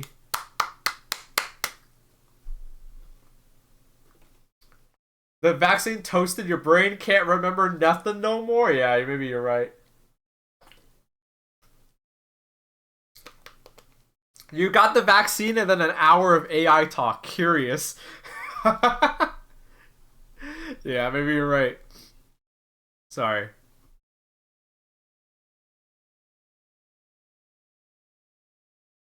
Yeah, I don't know how I got started talking about that stuff, but yeah. My vaccine booster, my vaccine ickiness clicked in about 6 hours afterward for me. Fuck, fuck, fuck, fuck, fuck, fuck. I don't want to hear that. I have a button for this. Uh, where, where? I need to reorganize my soundboard better. This stuff is a fucking mess.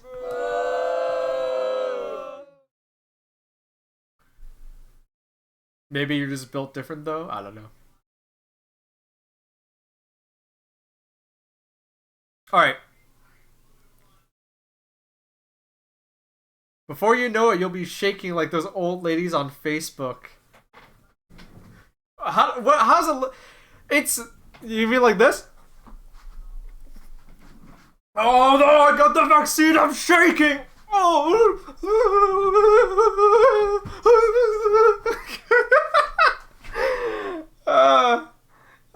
That anti-vax shit is so.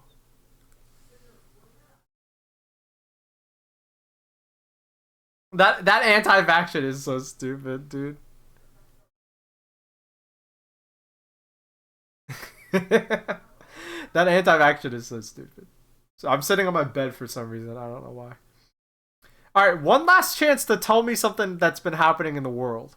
I feel like I've done too much ranting about AI and how I feel about AI.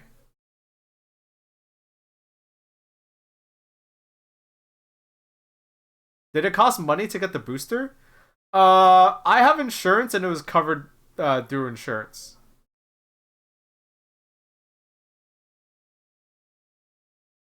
So for me it didn't cost anything, but I don't know. Might be a case by case basis. You are right that it's not free anymore though.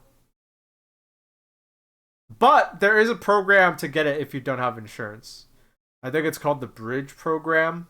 I would look it up.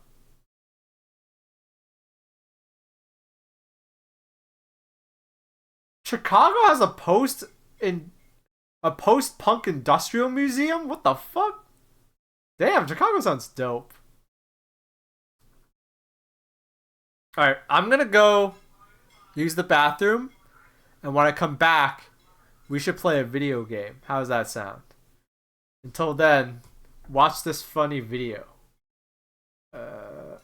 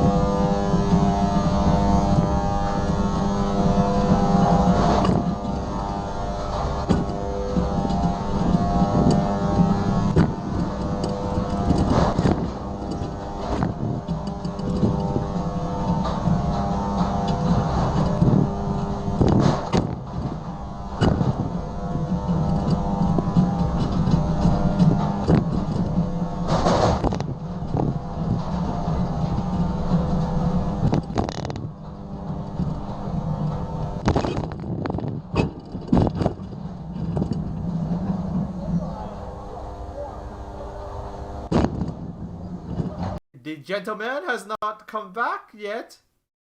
It has been quite some time. Here is a menu just for you, so you can start to peruse the menu. We have A New York style clam chowder for our special today. The gentleman has been gone for quite a while. Another customer just told me that there is groaning coming from. There is groaning. A lot of groaning coming from the men's room, and it has been 30 minutes now. And you need to order.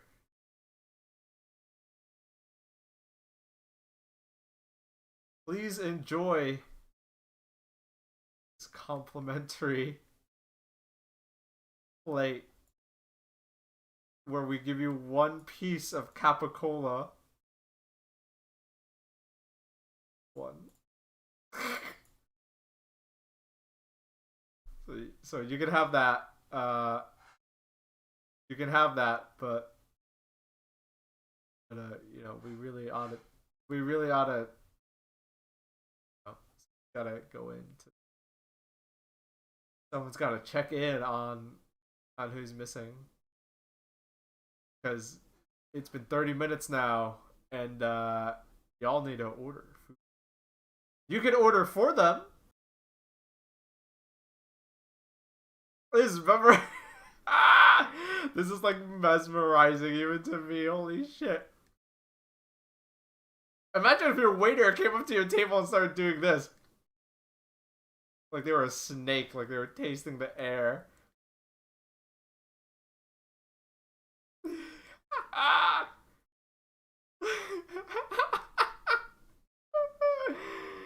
Hey, we checked the bathroom. Your husband has their whole foot stuck in the bowl. You know what I think you should do? I think you should put your hand in here. I think you should put your hand.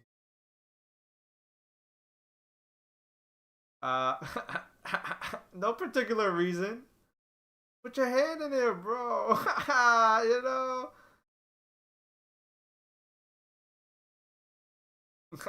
You haven't opened the lid in a few days, man. I'm not gonna hurt you. I'm not fucking. I'm not. I'm pent up. I'm pent up. You know. Let me out. I'm not. Just put your hand in there. I'm not gonna hurt you. You know. It's gonna be. It's all fun and game. We're not. You know. I'm a. You own me. I'm not gonna hurt you or nothing. Yo, please. I got something to show you. Put your hand in there. No, don't use the stick. No, fuck the stick. Fuck the stick, bro. Put your hand in there. Put your hand in there. Put your hand in there. Put your hand in there. Put your hand in there. Put your come on. What? It's not.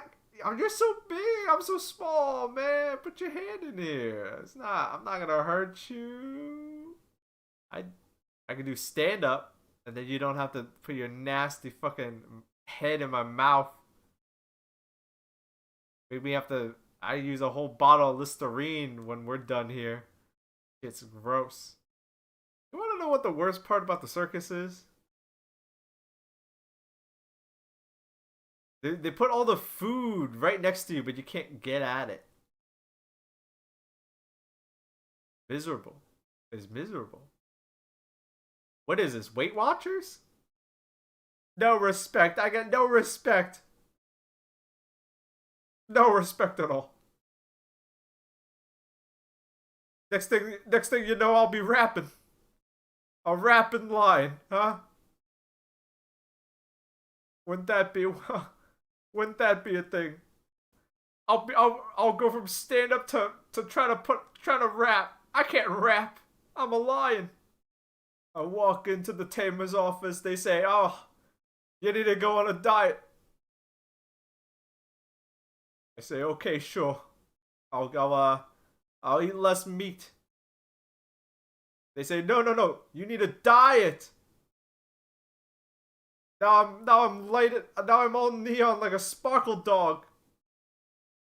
The doctor says it's abnormal that I have all my adult teeth already, but they're really healthy, so I think I'm okay. I floss every day and I use mouthwash. I have tooth tunes.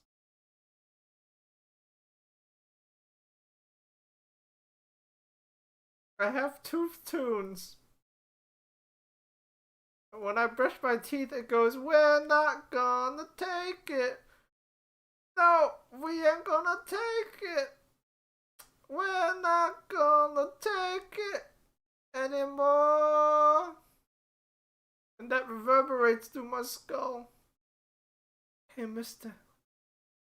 When my daddy isn't looking, can you reach over and give me a bite of honey? Bite of honey is my favorite. It's my favorite candy. Because it's got peanuts and caramel and honey. It's just a bite of honey. It's perfect. Can you give me that, sir? My daddy won't be mad. My daddy owns the candy store.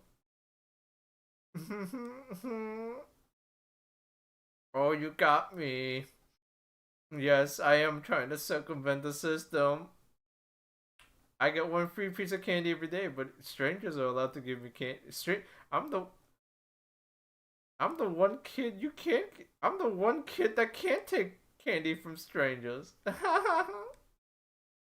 Won't you be a friend and reach behind the counter? And it only costs 5 cents. What else can you get for 5 cents in today's economy? Not much.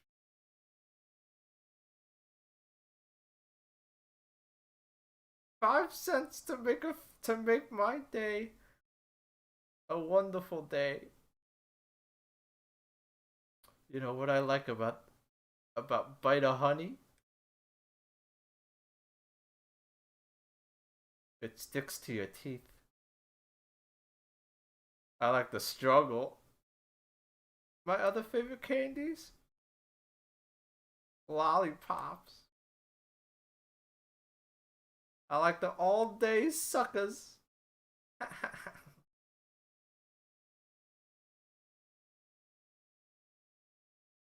I like the colors, and I like to bite them. I like to bite a chunk off the all day suckers. I also like Smarties because you can crush them up and pretend that you're smoking a cigarette. Ryan the Spark, Ryan the Spark. You just got here. Excellent. I'm the candy. I'm the kid that can take candy from strangers.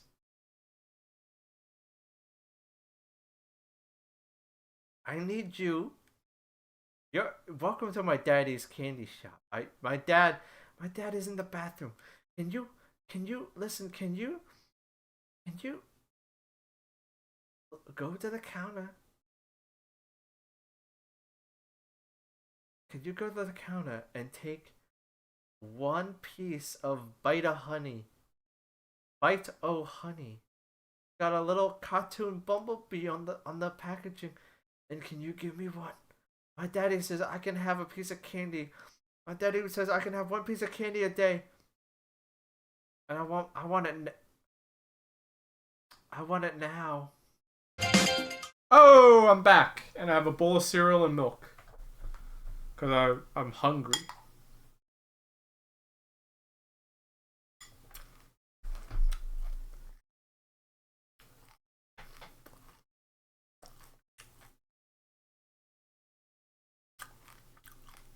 Okay.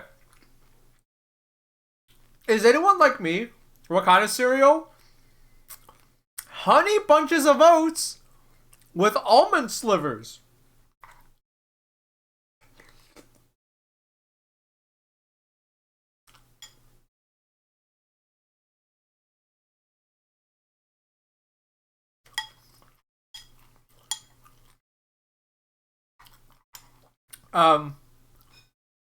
Cereal with the soup spoon? I mean, what else am I supposed to news.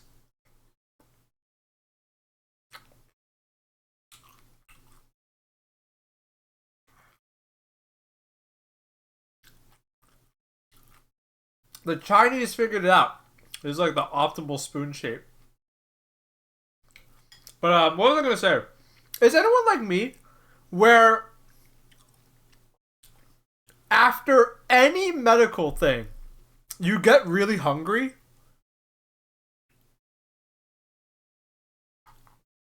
Is anyone like me?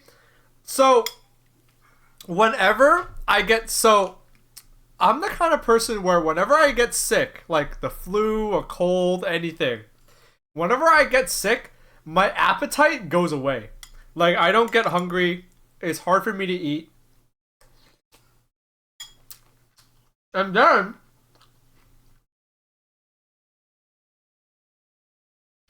whenever I get better, my appetite rebounds. And I'm like, I'm like an anime character. I have to eat to like regenerate my body. I'm like Goku. But I think I made that connection in my brain. So now whenever I do like even if I'm not sick, whenever I do like any medical thing, like getting my COVID shot, my flu shot, I like get hungry afterwards.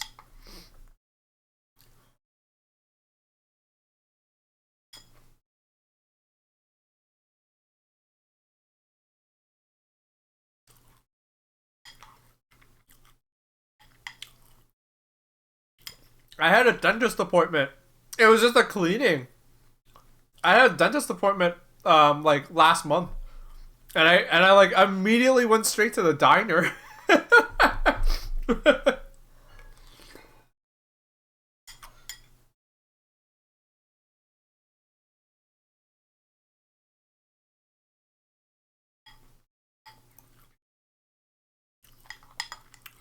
I'm dealing with that this very moment. Have a cold. Ah, I'm sorry to hear that.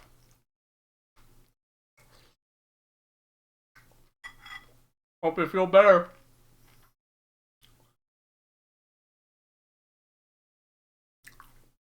Oh, rub all the fluoride off your teeth?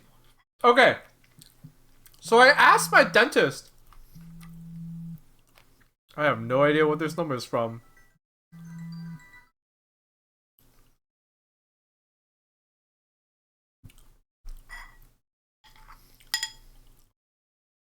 I have no idea what this number is from. So I asked my dentist about that. And he was like, yeah, in the old days, but you don't have to worry about that anymore. So I was like, okay.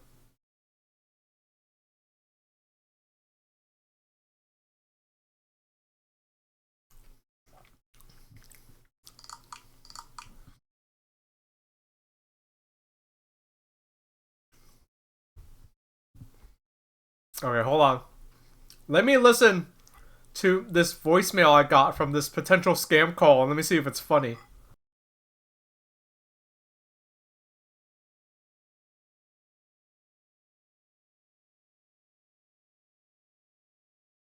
Okay, it's not funny. It was just Chinese scam call. Unfortunate. Not so funny when you don't know what's happening. In other news, my housemate just came home with his new prosthetic foot. Hell yeah! Happy to hear that.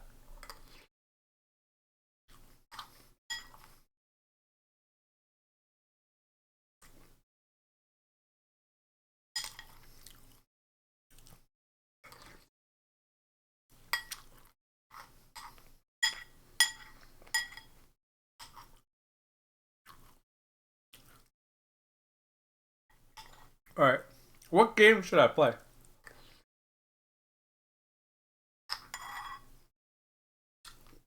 Hmm.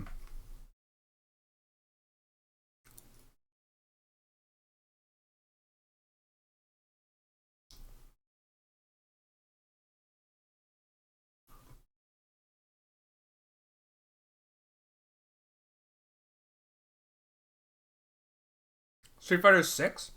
Maybe I could. Put that arm to some... Put some work into that arm. Tapper?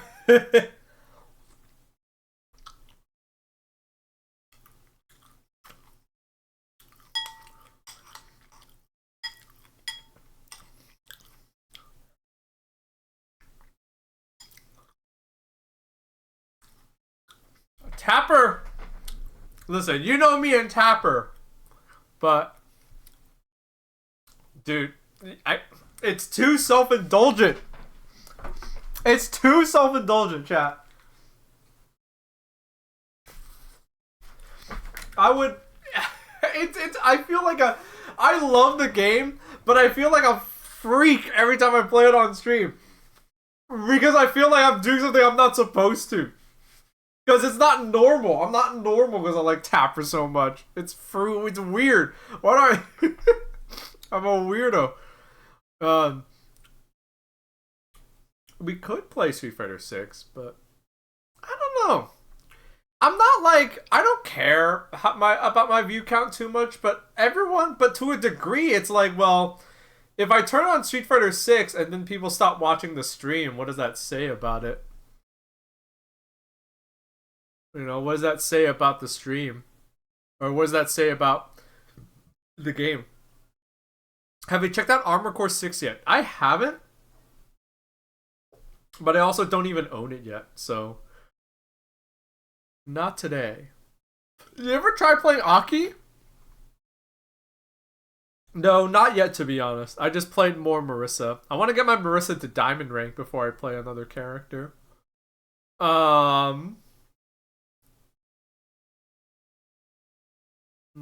Let me see.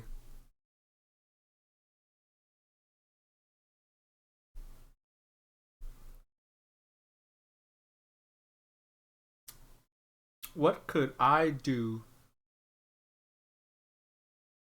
You tried her in training mode and it was like, nah. Yeah, she definitely seems like a love it or hate it kind of character. But I like weird characters. I like weird characters. I like characters that there's no in between. I like weird characters, or I like characters that have like just the basics, you know? I think out of the base roster, if I wasn't playing Marissa, I'd probably would have played Ken, to be honest.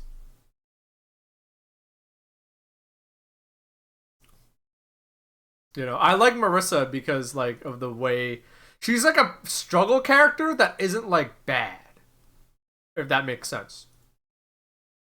You're struggling, but then you do like 70%. and then you just have to get like one more interaction and then you win. That's usually how rounds go. You know, Aki is the same way. Aki seems like a struggle character, but she's not bad. Because she has like the poison mechanic and this and that. Okay. I think I've decided. If I'm thinking about it like this, I think I know what I want to play. And I don't know how many people are going to want to watch me play this game, but...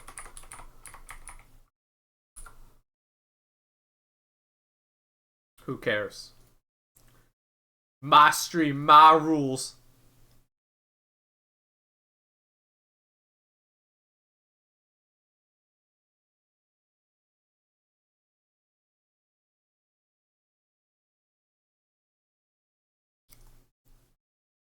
Oh, how come there's no audio?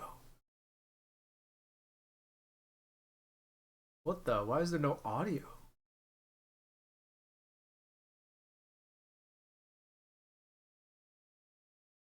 Oh, I have it muted for some reason. Alright. Oh, wait a minute. No, we're doing normal.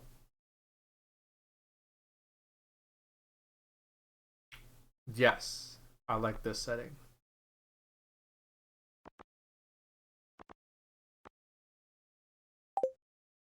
Okay.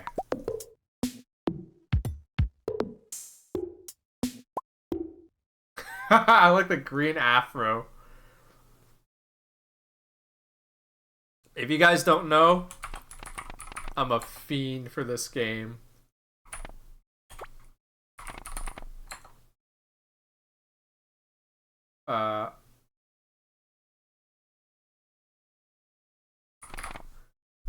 No. Chicken. We're gonna skip the intro. And oh, what kind of farm do I want? I haven't played this game in a long time. So they have the quintessential multiplayer map. The beach farm. Oh, but sprinklers don't work? Don't like that. I'm just gonna do standard. Ah, fuck. Oops.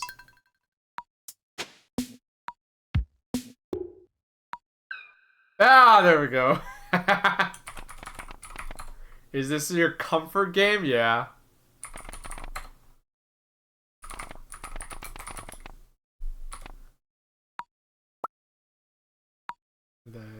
Yeah, okay, that's it. Wait, guarantee for blah blah blah blah blah blah blah blah. Okay. Oh. Gotta hit okay. Yeah, I like this game. I like am a fiend for this game. I don't even know why. I just am.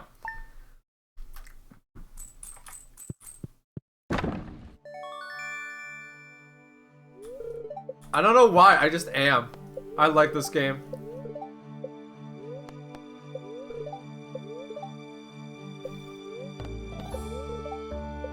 Bad luck right off the bat, huh? Alright, I see how it is.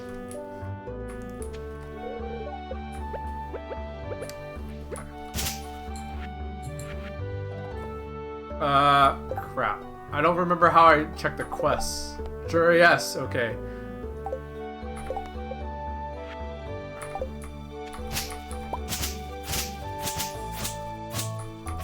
But yeah, I don't know why, but I love this game.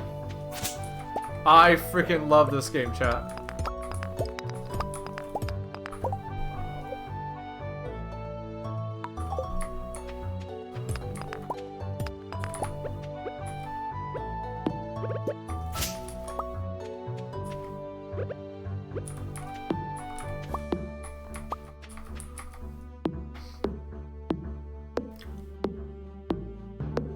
This game is always good. There's supposed to, there's not a sequel, but there's a new one being made about being a chocolatier. So, I don't know. I don't know if this guy is making games that specifically for me or what, but I wonder how that's coming along. I heard about it. I saw some images, but I haven't seen anything about it since. But I'm also not like, you know, I'm also not like, I need it now, you know, it's like, well, if it comes out, if it's good, I'll play it.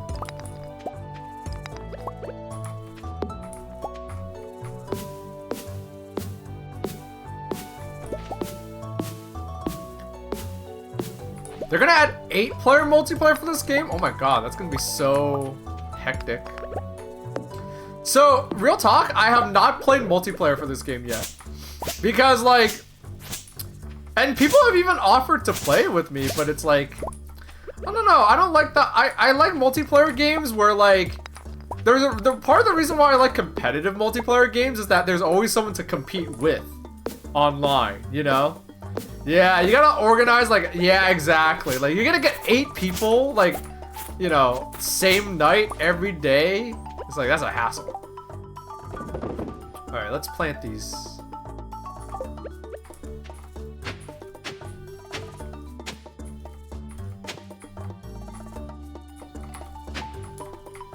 It's gonna look messy at first, why not?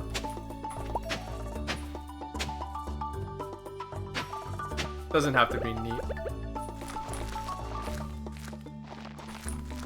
But yeah. Let me check Steam real quick and see. Or whatever. Hold on. Let me pause and check Steam real quick. How many hours do I have in this game? Let's see. I have 161 hours in this game on Steam. And I think on Nintendo Switch, I have like 300 hours. No joke. So, I don't know. I like this game.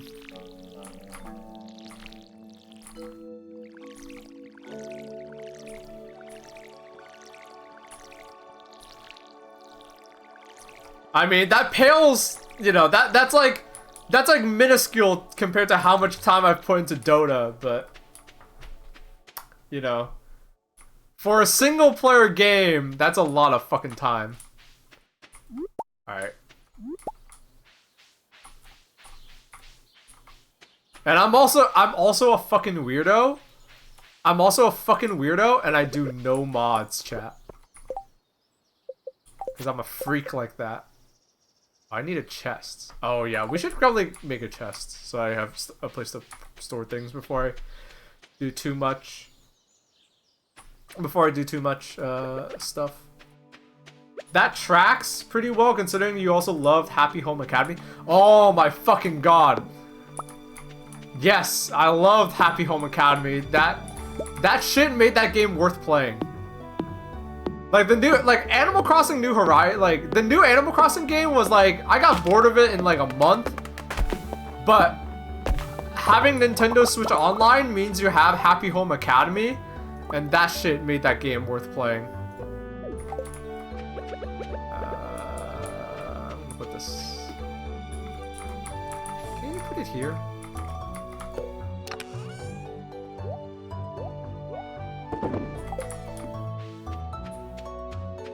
It was really good until it wasn't? What do you... Yeah, it's just like... I don't know. There wasn't enough stuff. There was just not enough stuff. Very disappointing. Very disappointing. There was just not enough stuff. Like, the fact that, like... I don't know. There wasn't enough stuff, and, like, the crafting was, like... Just got it just got monotonous. Like it's like what am I doing this shit for? All right, I gotta say, first mission. I gotta say hello to everybody.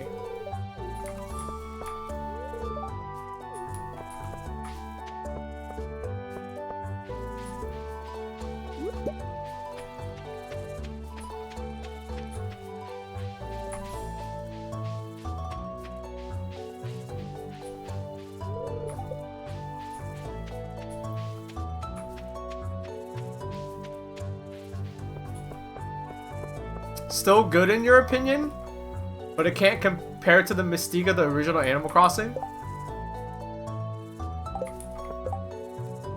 That's true. Blah, blah, blah. I've seen these dialogues, so I've...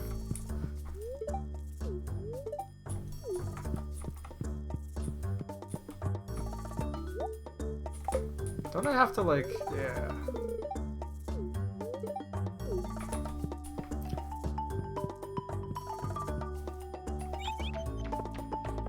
Alright, here we go. Alright, here's pro tip. Always dig through the trash as long as no one's looking at you. people don't like it when you dig through the trash. They're gonna think you're gross. And you're gonna lose favor, but it doesn't matter. It also doesn't matter because look, they throw out whole like fish and entire baguettes.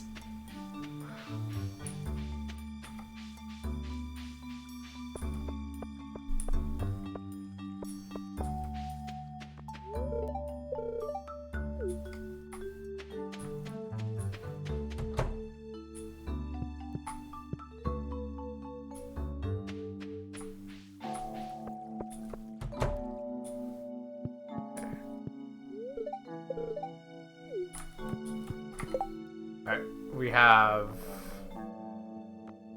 Oh man. I forgot how many NPCs are in this goddamn game. You know what? I might as well eat this.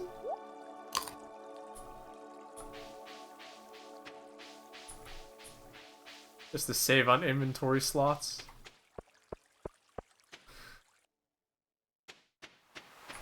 It's gonna be my birthday tomorrow. Hope it's not garbage like your last birthday. Happy birthday! I hope it's not garbage too. Your birthday only comes once a year. I'm glad it's your birthday.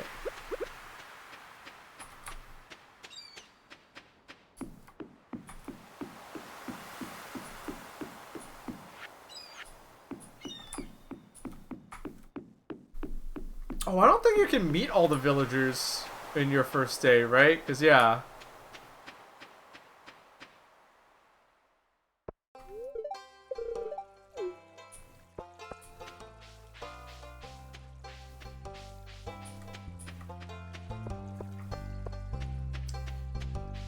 Does anyone have any details about that game that's about being a chocolatier?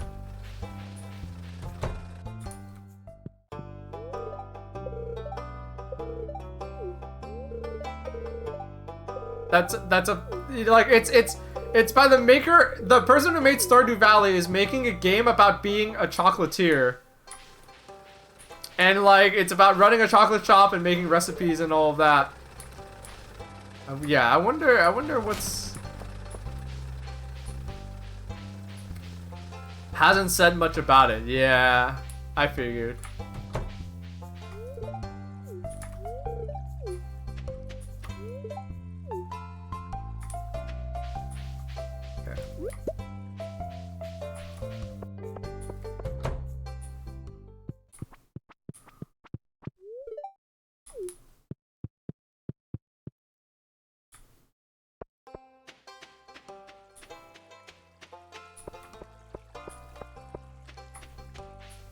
Alright.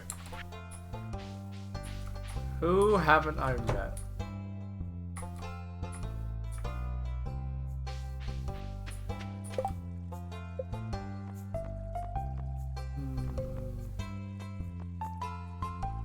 Oh, that counts as talking to them. Oh, I'll take it.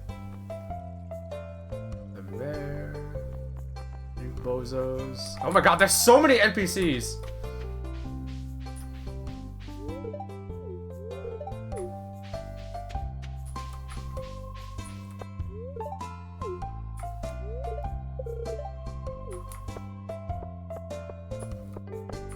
How's it going?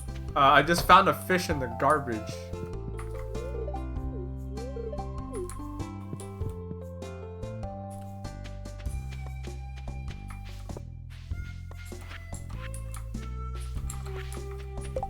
Okay.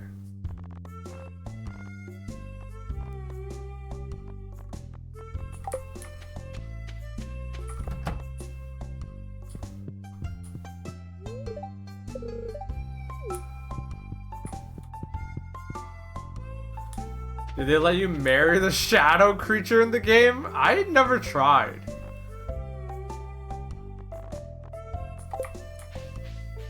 Do they, chat? Did they let you marry the shadow creature?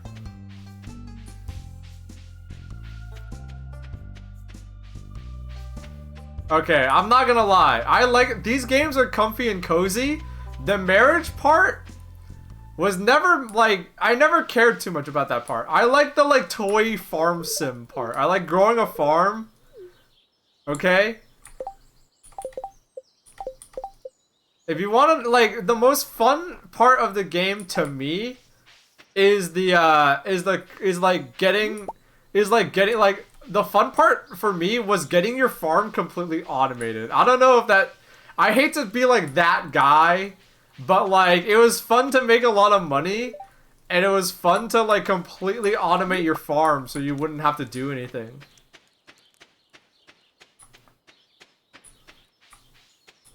I always thought that like was the most fun part of the game. And then like everything else was nice because it added like a little come here, motherfucker. Alright. The have you tried Factorio? No, I haven't. I might like it. I did try Satisfactory, but I think the part that annoyed me about Satisfactory was that I just could not handle thinking in 3D. I could not handle thinking in 3D, like to save my life. Right? And so it'd be like, okay, there's this ore over here, and you have to bring it all the way over here. And you want to know what else I kind of hated? I hated how messy things looked in Satisfactory. I like the games to be like I like it when things look neat and tidy without you putting in any effort. Oh shit, I got hiccups.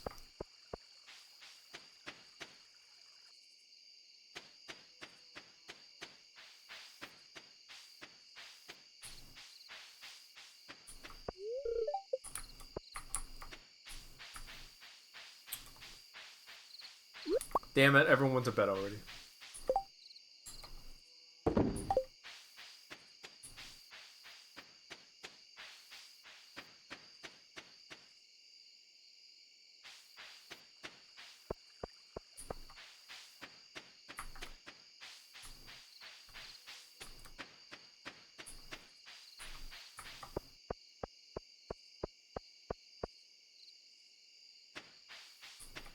Okay.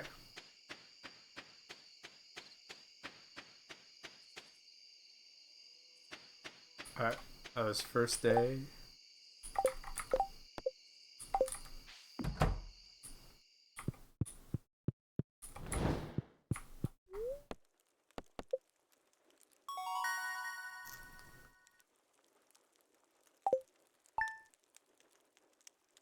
Buy a chicken and name it 74? Why?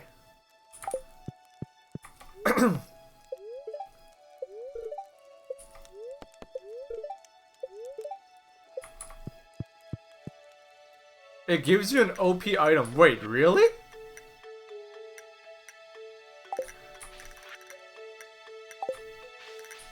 So, no joke, I kind of play this game, like, this game for me is, like, very little about looking things up. I like to play.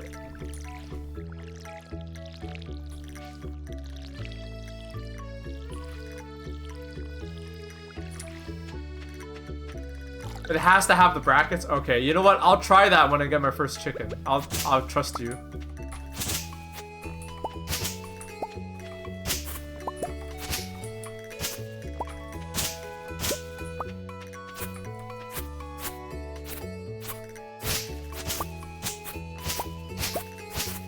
Crap out of the way.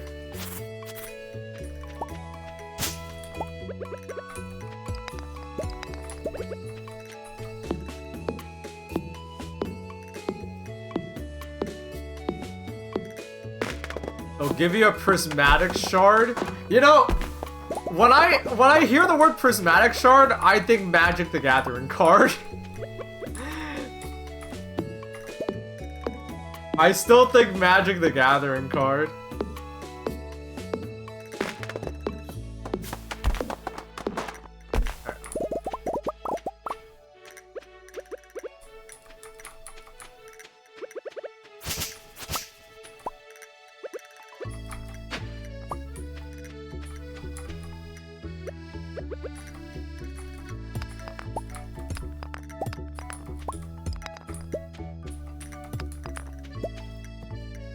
Ah.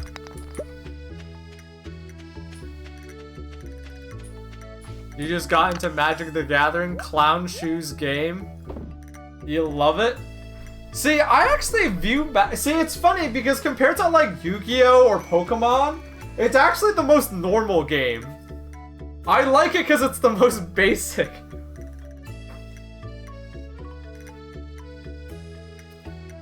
It's the one that, like, to me makes the most sense. Alright, what can I make? I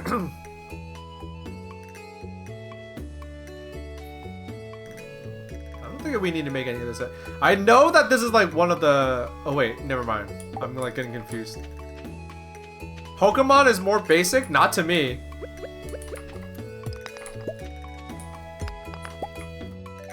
Pokemon involves like...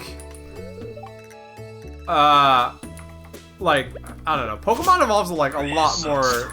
It's way more complicated in other ways.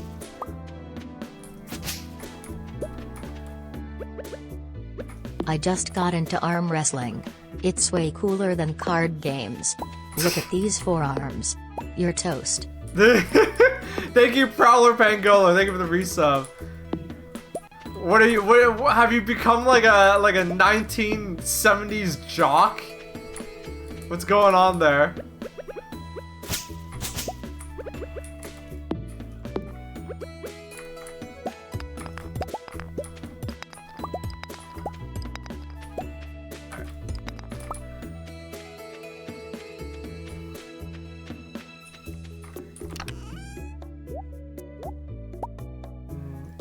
not gonna spend my money on that now. Semi-related, I had a dream that I met the RTVS crew at a con. RTVS crew at a con, and Baaulp challenged me to an arm wrestling contest. Really? I have the most noodly arms ever. I'm like such a scrawny motherfucker. I exercise to like try to like keep it go. Like I don't exercise to look buff like Trog. Trog exercises because he wants to get swole. I exercise to like make sure I don't like wither away. That's the difference.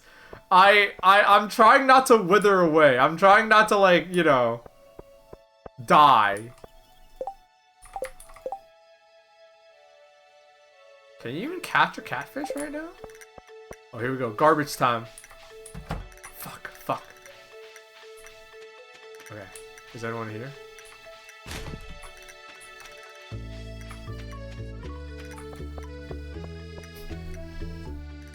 You exercise for system maintenance? Exactly. Did that count as talking to... I never remember if that counts as talking to Willy or not.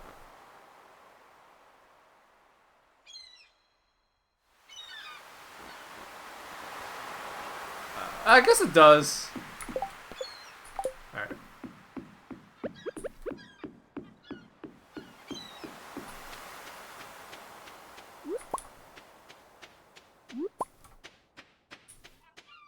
Alright, chat. Now begins our quest for extra income.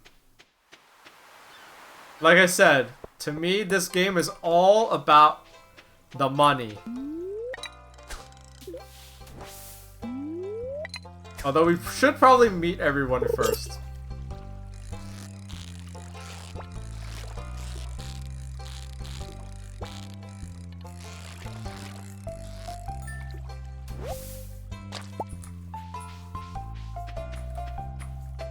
Yeah, you know what? Let's meet everyone first. Who haven't we talked to? You. Okay. Oh wait, the wizard you can't meet until like way later, right? Because it's the wizard.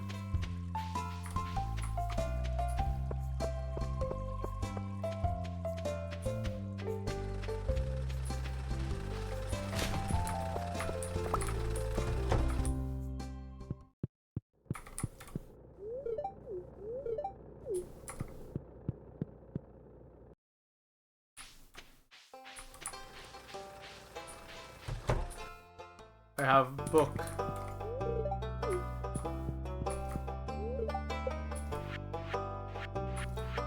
Alright, there we go.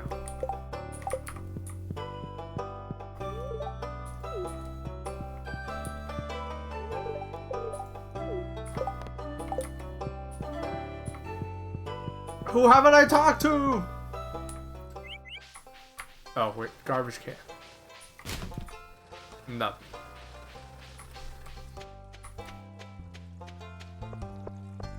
Yeah, Stardew Valley is a dope game. I love it. I don't know, like... I've talked about this before, but for me, I have, like, no middle ground.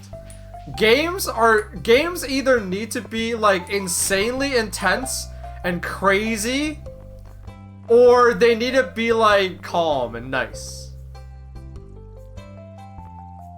But no in between.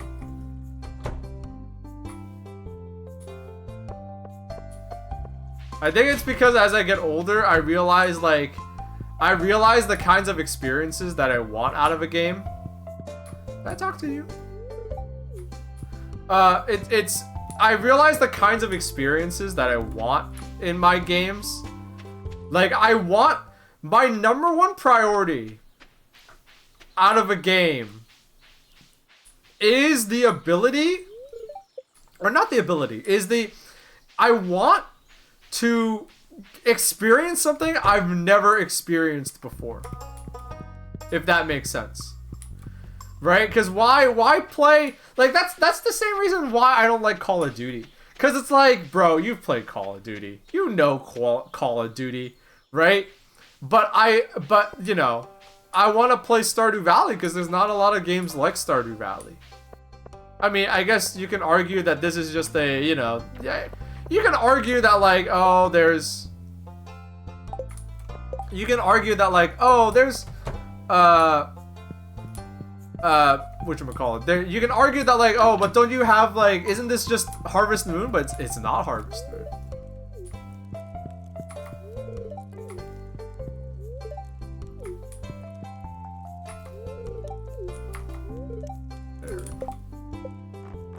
Alright.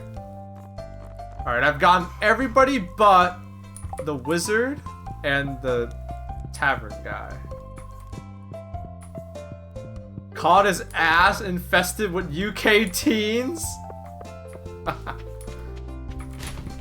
Oh, jackpot!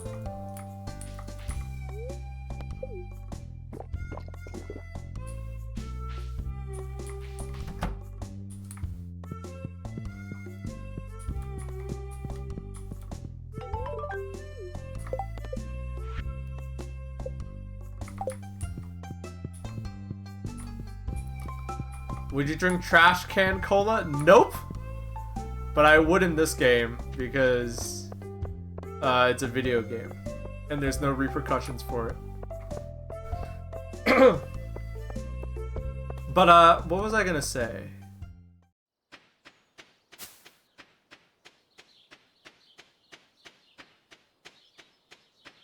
UK teens are the worst?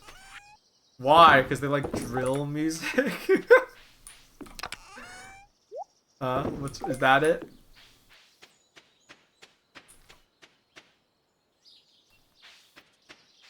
What was I gonna say?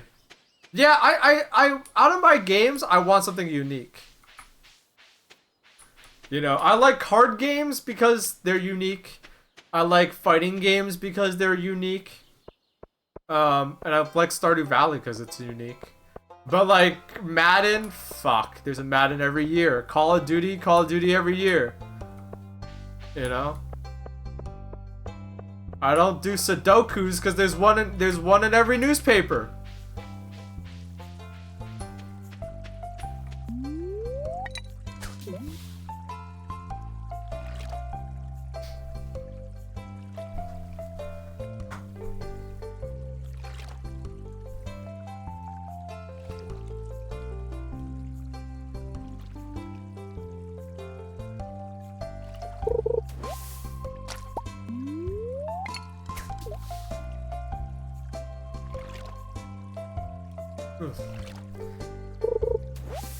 Oh, come on. Alright, I'm getting cold. I'm gonna close my meat room door.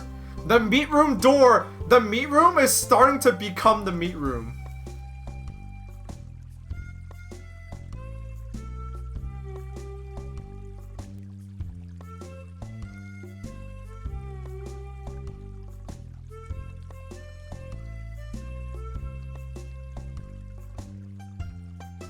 The meat room is starting to like live up to its expectation. I wonder how long it's gonna be before my parents actually start putting meat in there.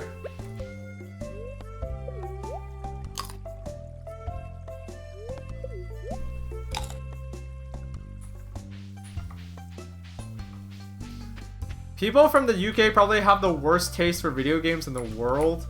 It's all just FIFA, COD, Fortnite. I hate to burst your bubble, but in America, it's all Madden, COD, and Fortnite. So literally, just replace the sport.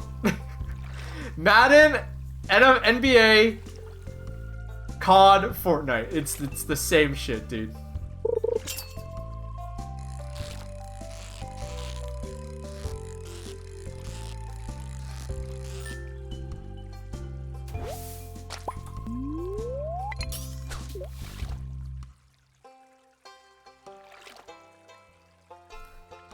This is why I like this game. Look how calm this is.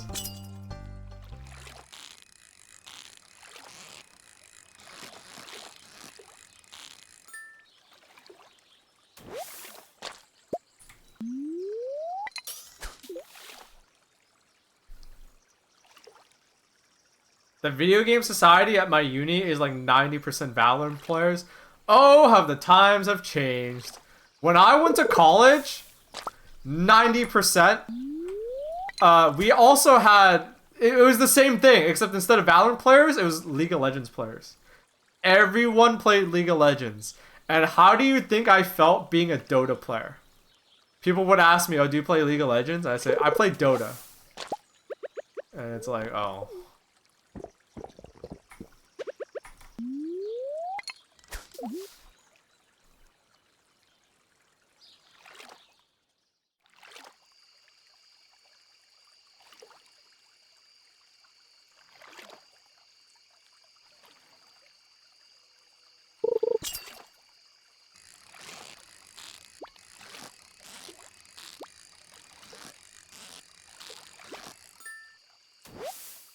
It is funny though, because there were some guys that I knew who played League of Legends and they tried to get into Dota and they just couldn't.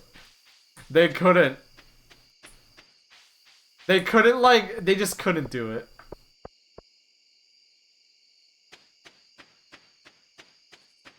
League has every rough edge sanded off so you can turn your brain off and play for 398 hours a day. Yeah, that's how it felt to me. Which, hey, if that's what you want, like, whatever. But it's not what I want.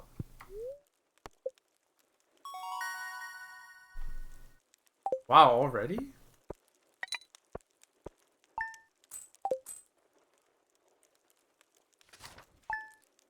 Now I play fighting games, which a lot of people argue is even harder. Alright, please tell me I'm lucky. Luck will not be on my side. Oh. At least I don't have the water or anything. So, if you're wondering what the luck... So, this game has RNG, right? And the TV but the interesting thing with this game is that like, you have lucky days and you have unlucky days and then you have like normal days. This game actually tells you if you're gonna be lucky or not that day. So like, what the reason why I'm waiting for a lucky day is to break these geodes. Because the luckier you are on that day, the better the stuff that comes out of them.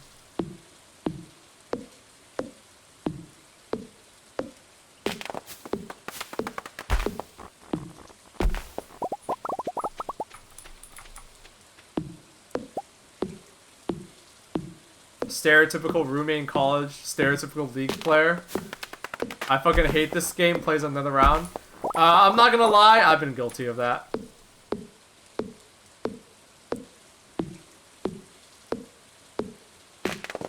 I've been guilty of that. Sometimes, you know, you just get heated. Sometimes you can't beat a guy in a fighting game and you're just like, maybe one more try and it'll happen. And, you know, spoilers, it doesn't happen. And then, and also, I'm not gonna lie, that's also been happening to me in Marvel Snap. So what's been happening is I got to Infinite, right? And I got to Infinite with a Thanos deck. Right? And I know it's not like a top tier deck, but I was like, I got to Infinite with this deck, sure. And so now I'm trying to play it in Conquest. This is gonna sound like Greek to more than half of you. I'm trying to play the same deck in Conquest, and I'm having the worst results. Everyone just shits all over it. So I need to figure out what to play that isn't shitty.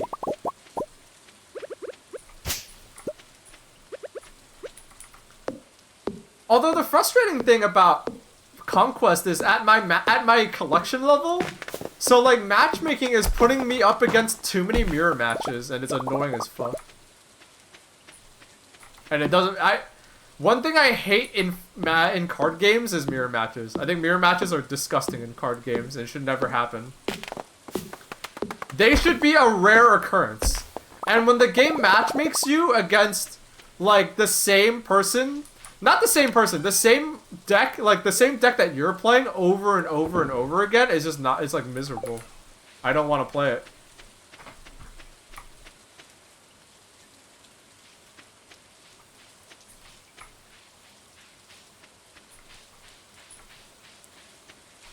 Mirror matches in Marvel Snap are more miserable than in any card game I've ever played, straight up.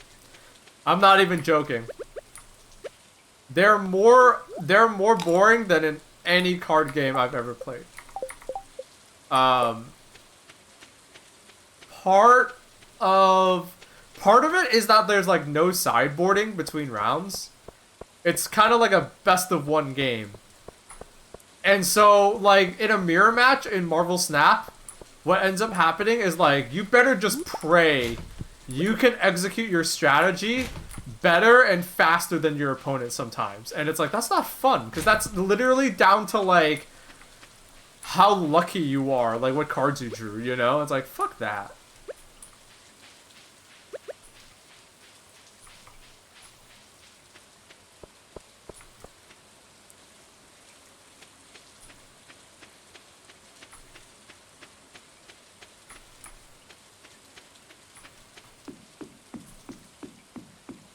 I've been really forcing myself to just drop the typical AAA microtransaction games for more obscure indie titles. Okay, that's not a bad thing, but I will share with you the story of why Waka Flocka Flame is no longer vegan. So he stopped being vegan.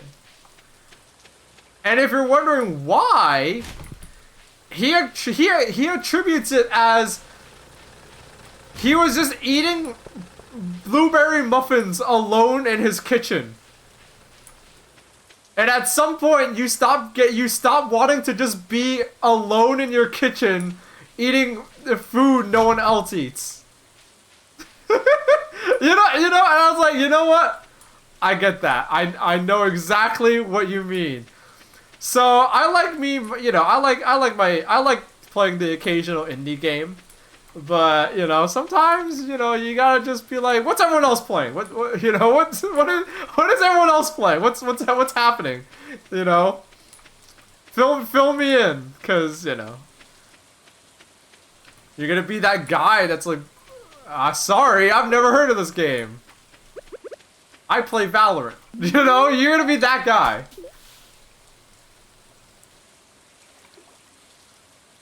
AAA games make me so mad. I've already lost 3 controllers this year. That sounds like you have an anger issue, not that AAA games are bad. I think you got anger issues. I can safely say I have never broken a controller out of anger. I've done a lot of things out of anger when I get angry at games, but I've never, like, smashed my controllers or anything. But yeah, no offense, but that sounds like you have an anger issue, not about the quality of games.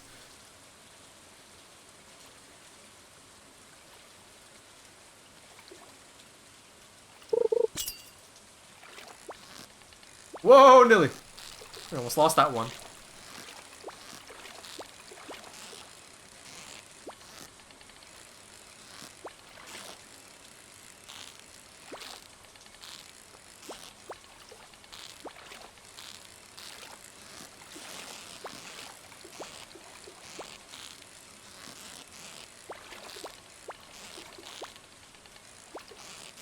Come on!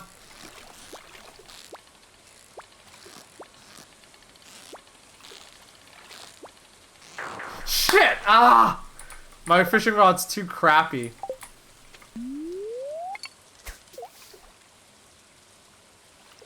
Hey, is shad one of the fish that is needed for the town hall?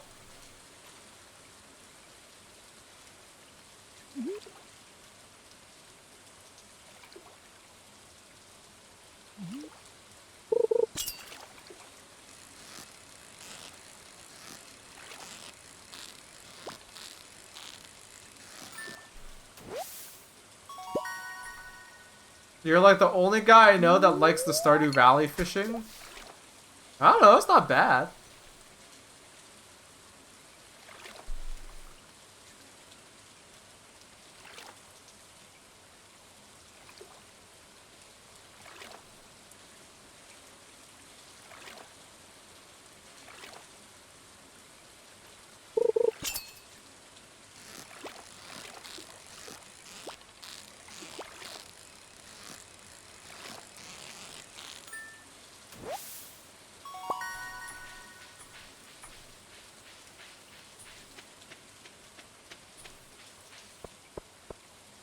Oh, right, they're closed on Wednesdays. I forgot about that facet of the game.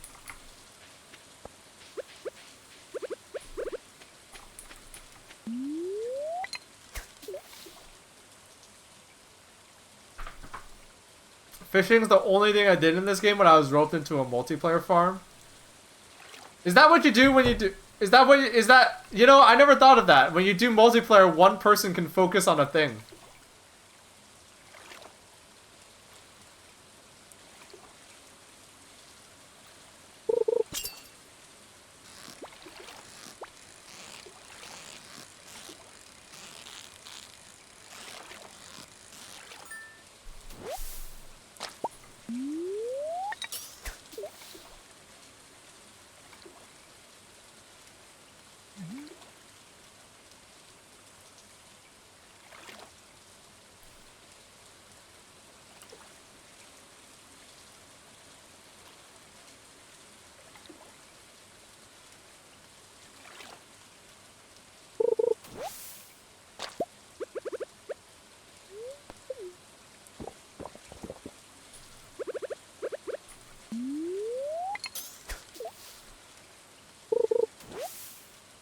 Fuck.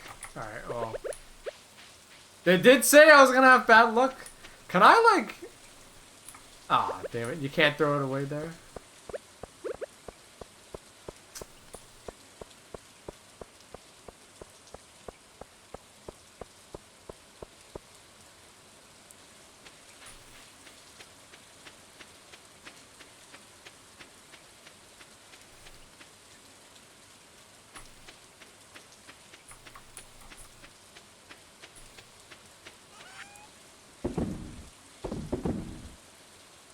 Ah, you get so much trash. I'm gonna ditch it for now. I know you can recycle trash into other stuff later, but we'll get there when we get there. Can I make anything useful besides... I can make these, can I? Yeah. We'll get there when we get there. Right now I'm gunning for that bigger backpack. That bigger inventory. I want that second row. That's when it shit really gets wild.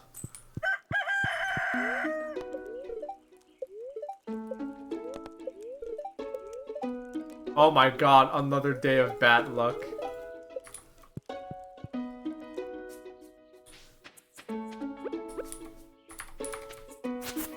It's so wild. I keep getting bad luck. What the hell happened?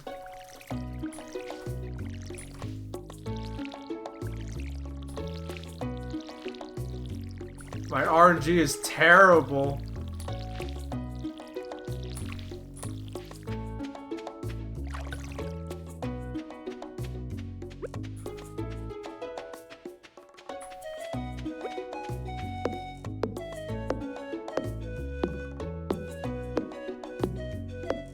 Does this game have some kind of ending? No, it doesn't.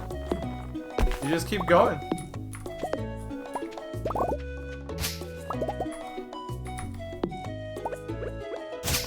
The game is about, the game is about, like, getting a farm and, like, turning the farm, like, you know, what do you want your farm to look like? That's the end of the game.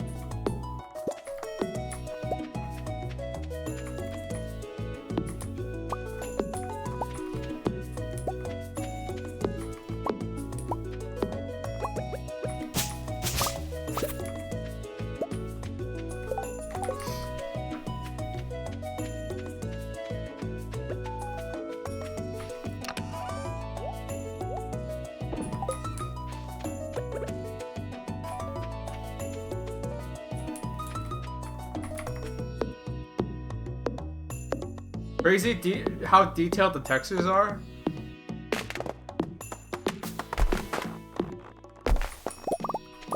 Yeah, I wonder how pretty the chocolatier game is gonna look now that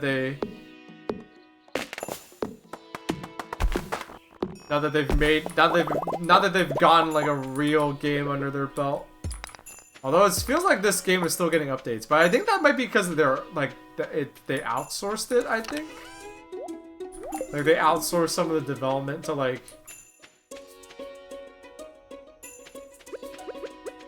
for like the multiplayer stuff.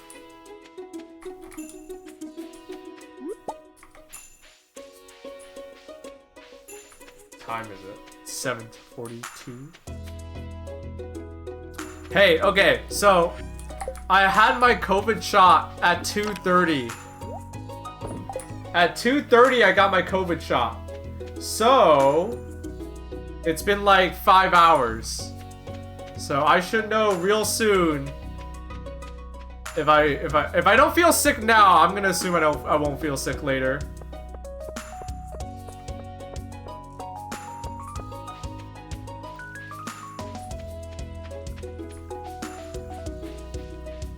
In 30 minutes, I'll collapse. That'll be scary.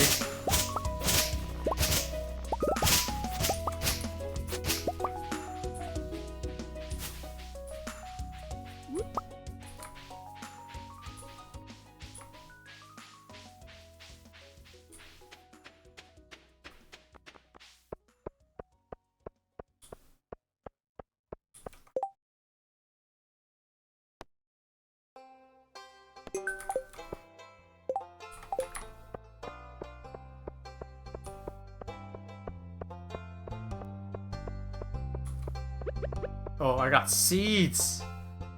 We're gonna grow these free seeds.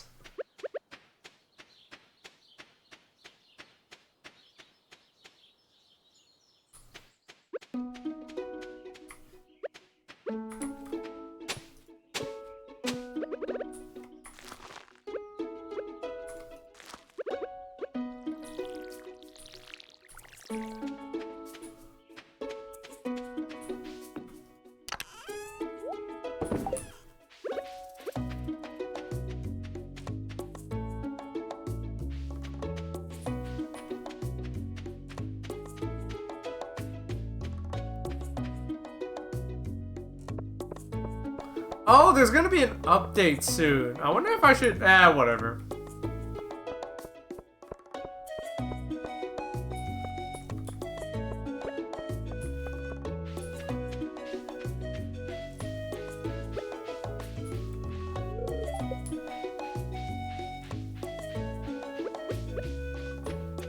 Right.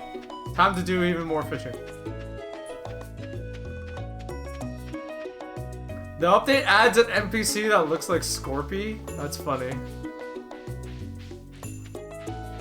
Hopefully people aren't gonna be freaks about that shit.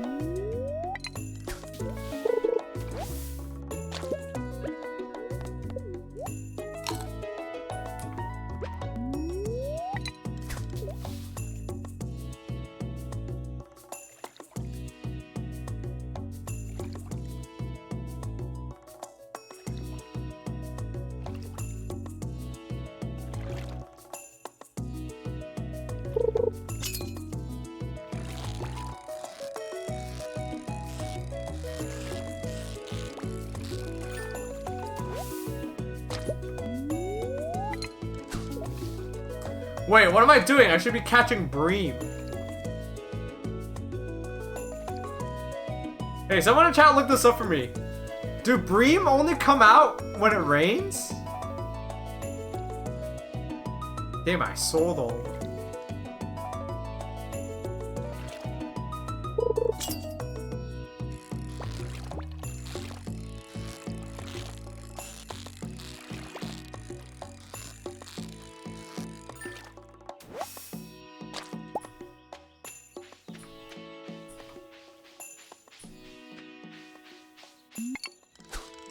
Okay.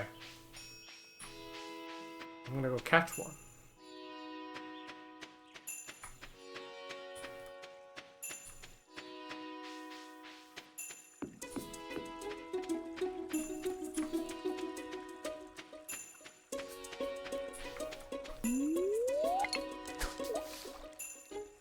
Oh, 6 p.m. to 2 a.m. So I shouldn't even bother fishing yet.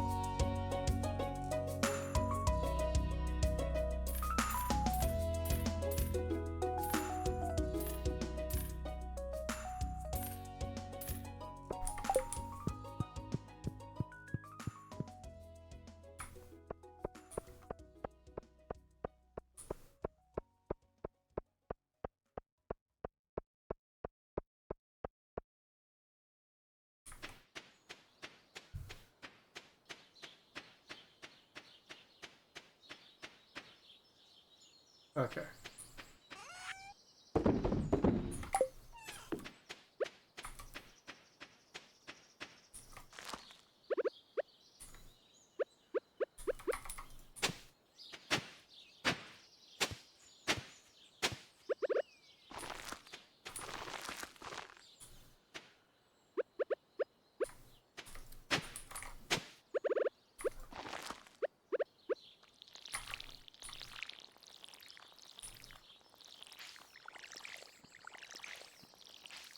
So I'm like dead silent. I'm like so focused. I'm so focused on this bullshit.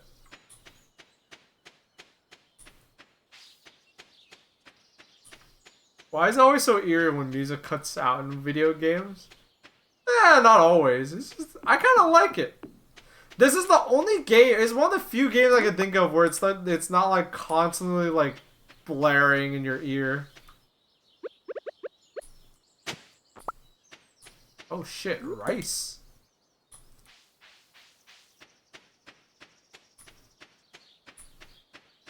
I'm gonna save these. I don't want to bother with rice yet.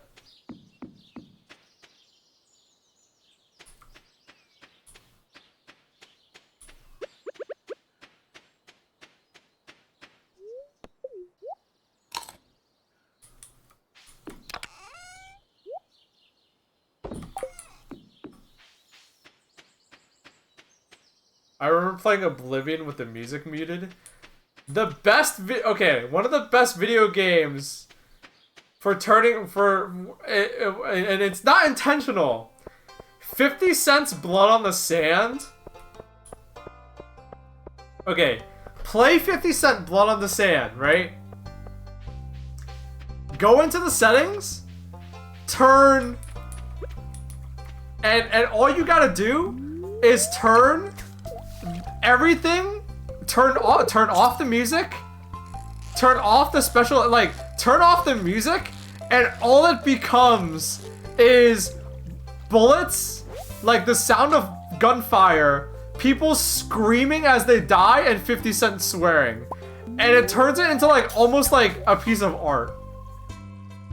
It's great. It totally transforms that game.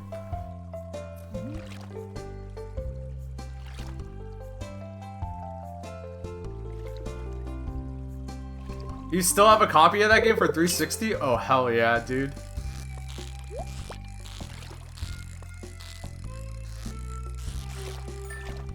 Is Baaulp in a hospital gown? Yeah, I'm dying. No, this isn't a hospital gown. What the fuck are you talking about?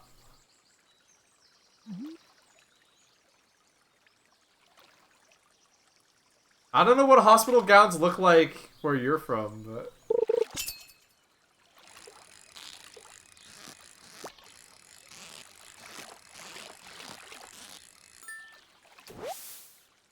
Hey, I'm not seeing any bream. What gives?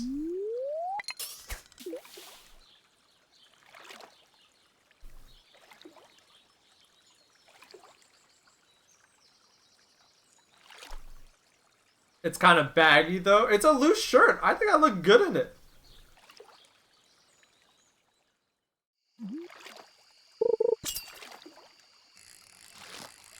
He's not swole? You're right, I'm not swole. But I like it. I like this shirt. I like how loose it is on me. I like how it looks. Hey, where's the bream, bro?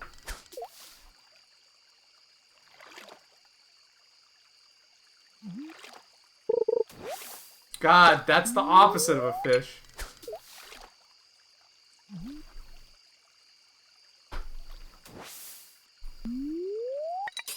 Oh, I messed up.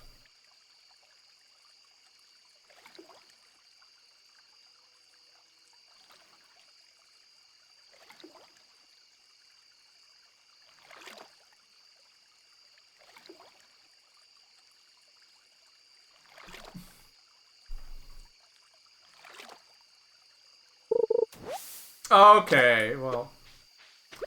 The game doesn't want me to have it, so...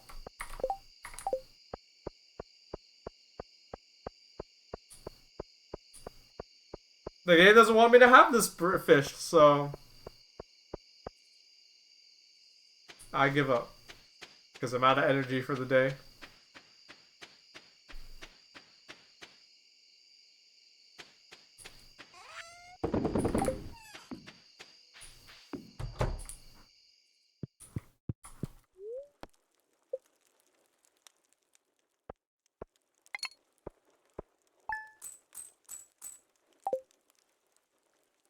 We're making little money, but soon we will be making big money. What?! Spreading weeds have caused damage to my farm. Oh shit. The spirits are very displeased today. Oh, it didn't affect my crops. It just damaged my farm. Alright, whatever.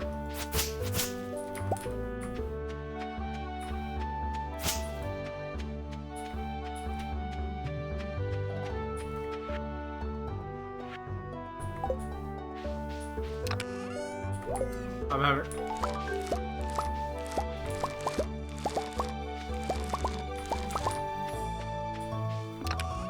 Save this one. Save 3 of these. I'm gonna sell the rest.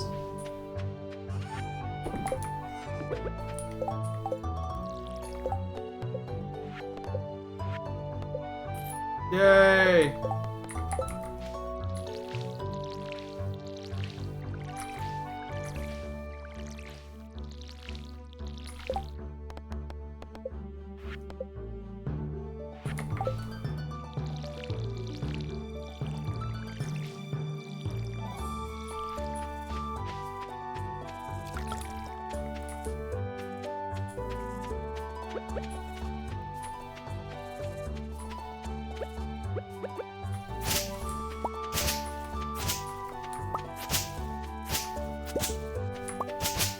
Alright, so I guess I gotta be going more ham on this grass.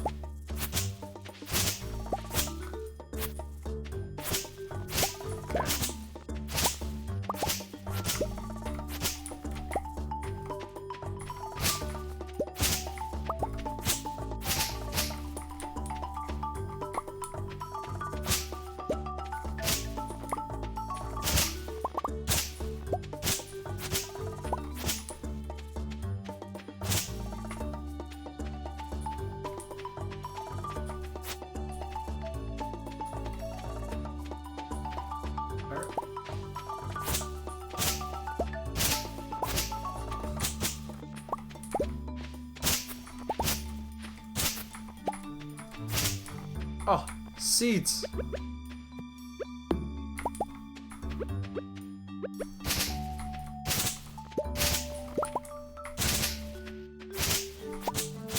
Where them seeds at?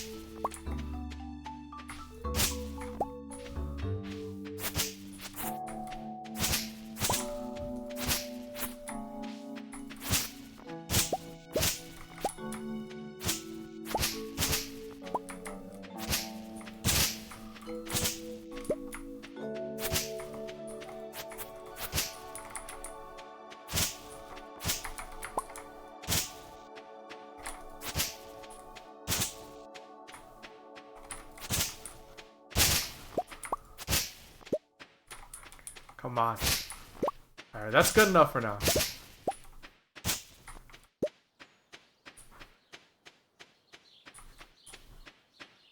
Just had a stew? Nice.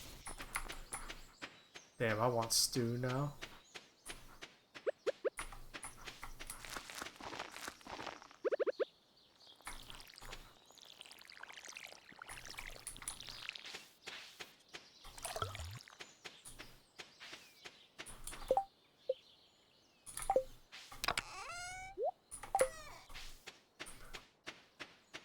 Let us try to once again catch this bream.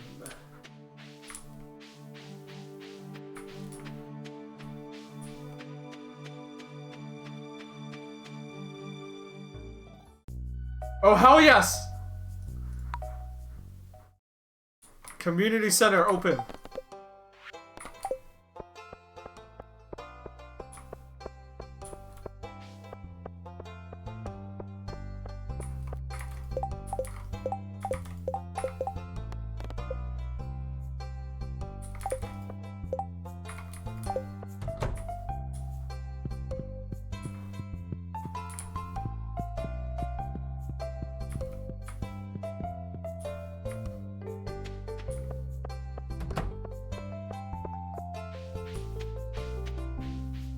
I can get the first bundle done? Oh, hell yeah.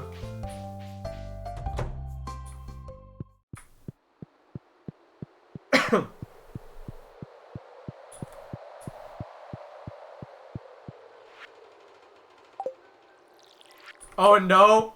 I have to go talk to the wizard first, remember?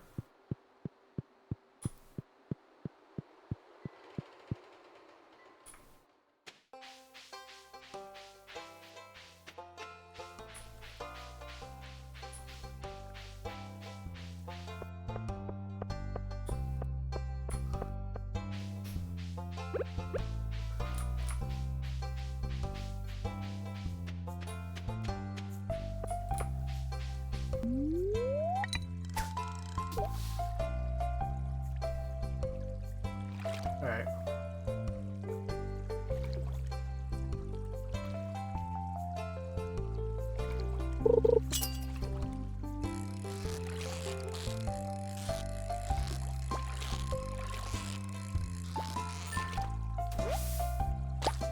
I should check the beach for seeds.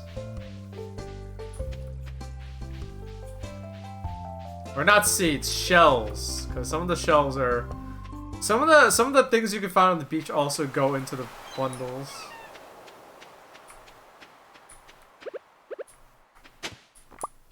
Unless they're just rocks. Unless they're just crap. God damn it.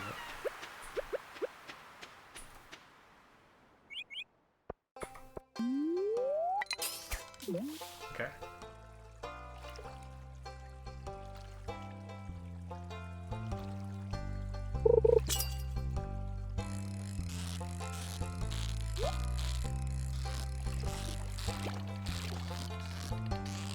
I'm gonna get the bonus.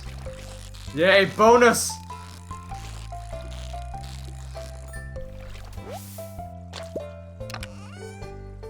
It was bait that I can't even use yet! Shit! I was hoping it'd be a geode or something.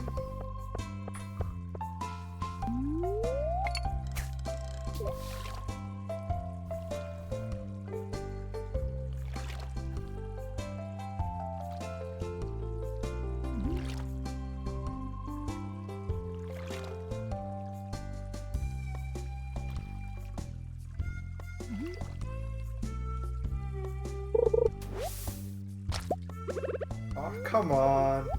Now I have to eat it.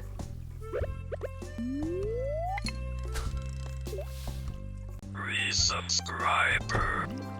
Yo, reload last save. What's good? Thank you for the resub. Mildew Rally.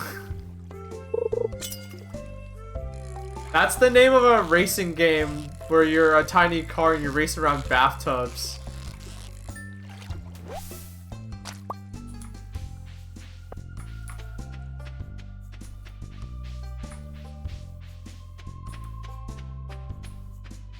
Free idea for you.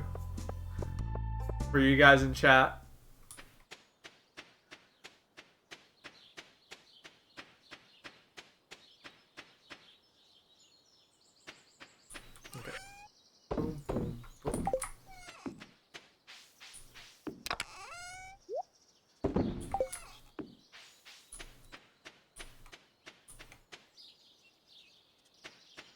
Yeah, I want that bigger backpack bad, so like I can like you can see like I'm fishing and I'm like doing so much running around right now. It's cause of that. That's the reason why.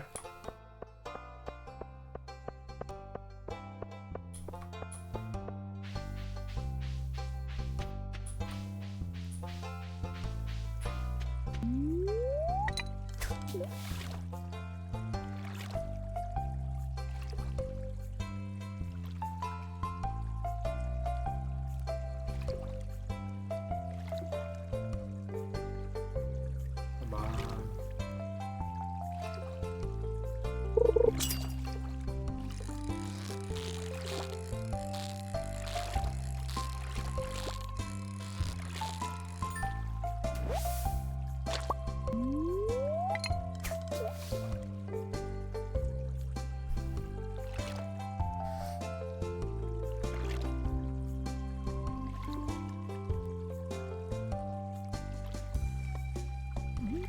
Come on. Alright, we need Bream! Bream, let's go! And... fuck. Alright. It is 6 p.m.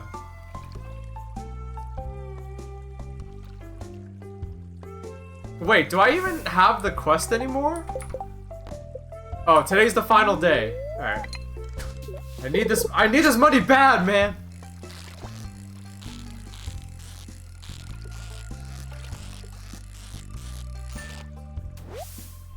Nope.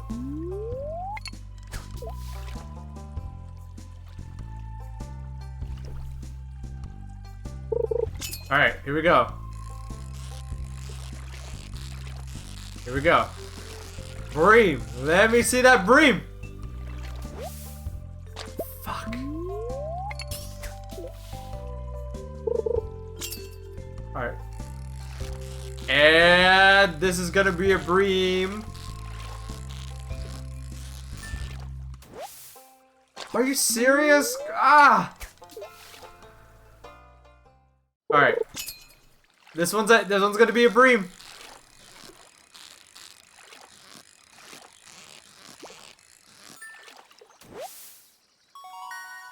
Yay! Thank fucking finally. Alright. She should be back home.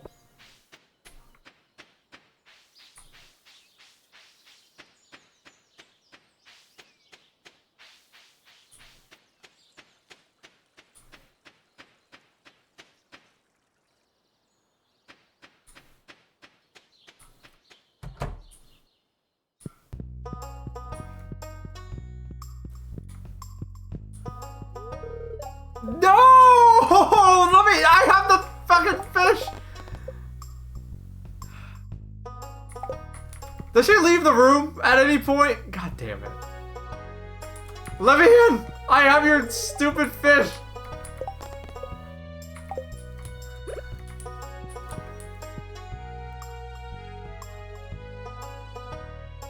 We're gonna wait.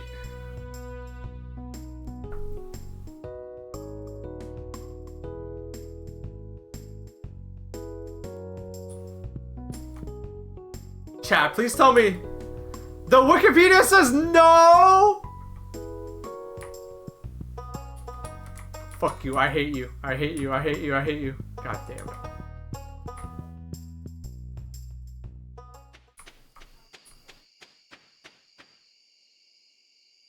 Okay, at least, okay. Is the bream something needed for the... Do I need bream for the bundle at least? Maybe? I'm just trying to justify.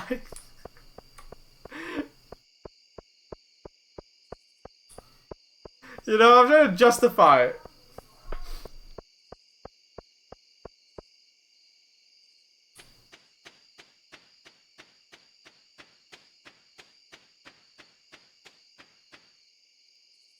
Yeah, fuck it, I don't care. I need the... Yes? Yeah, I'll just catch another one.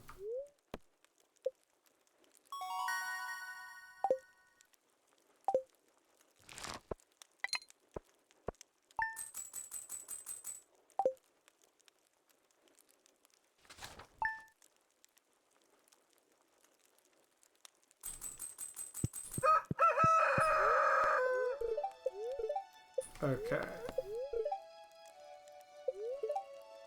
Oh, finally, the spirits are happy.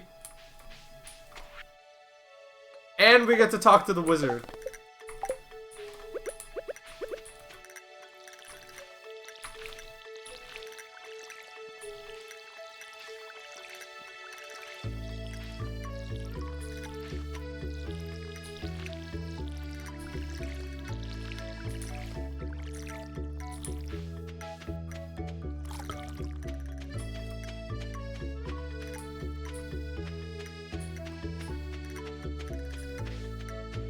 Alright, we're lucky today, so let's crack these open.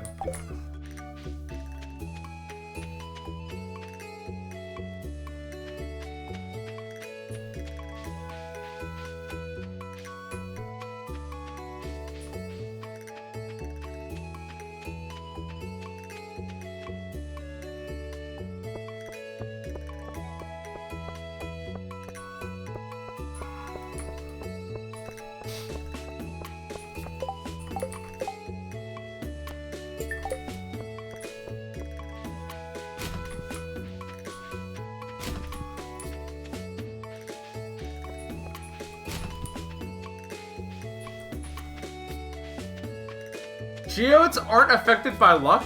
Wait, really? What? Then what does luck affect?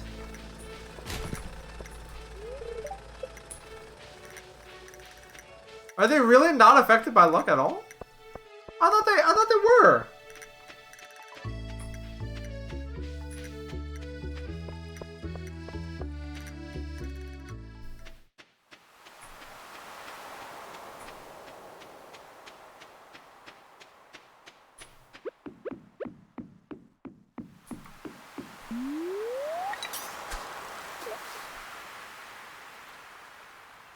Oh, geodes are seed-based? Fuck. I didn't know that.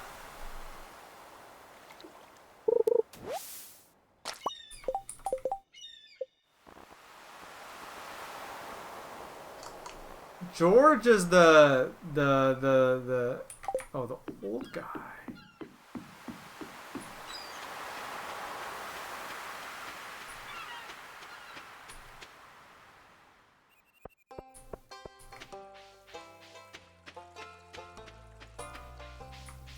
Damn it. Here I was thinking that geodes were actually luck-based.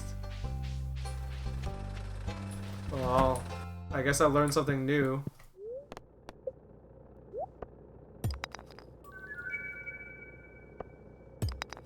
And crap.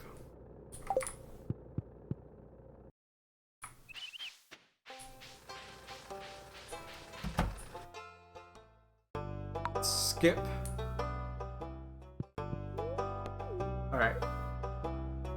Chat, where should I put this? Where should I put these? I guess I can rearrange them later.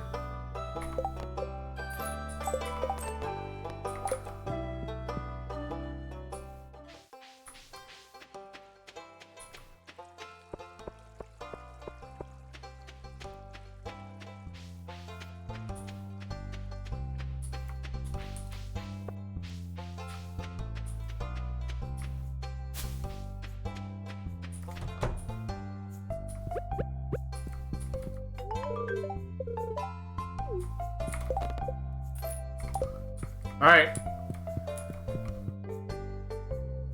More. Alright, here we go, chat. It's time for our first major upgrade. Give me that shit.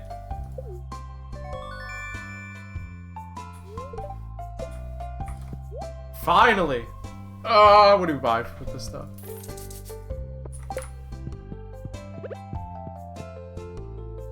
Now, we can fish a lot and make even more money, because now we don't have to run back and forth so much.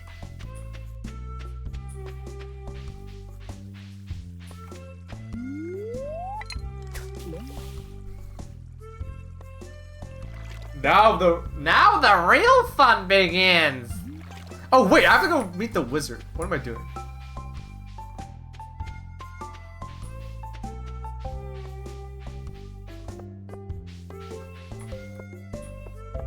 We gotta go see the wizard.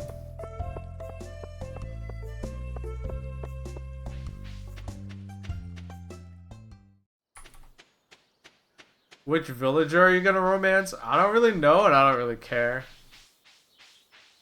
It doesn't really like affect the game that much, does it? Not really.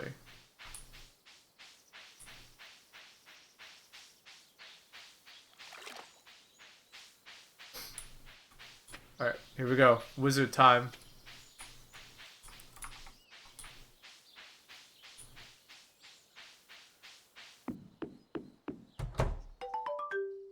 Okay, cool.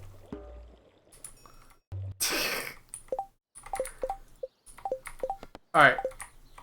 Actually, I always forgot. Does the wizards... Okay.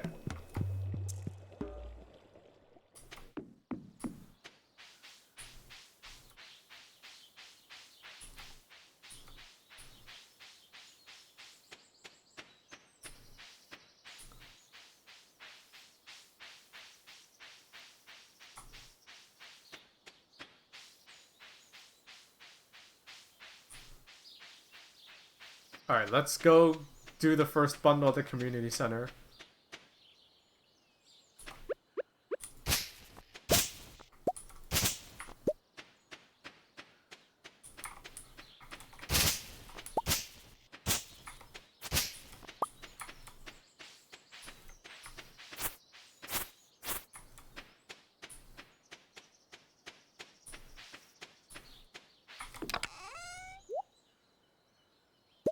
It was like these, right? Like having these?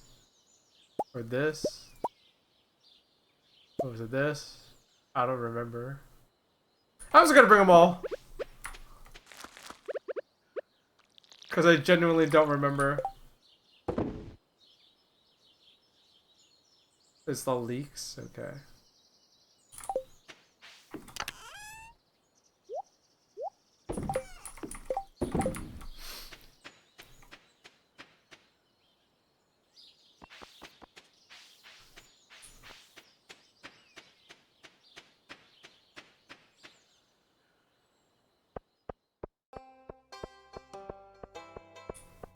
I am the kind of person that wants to get all the bundles in year one. So if I can do that, I'll be happy. All the bundles, year one, let's go.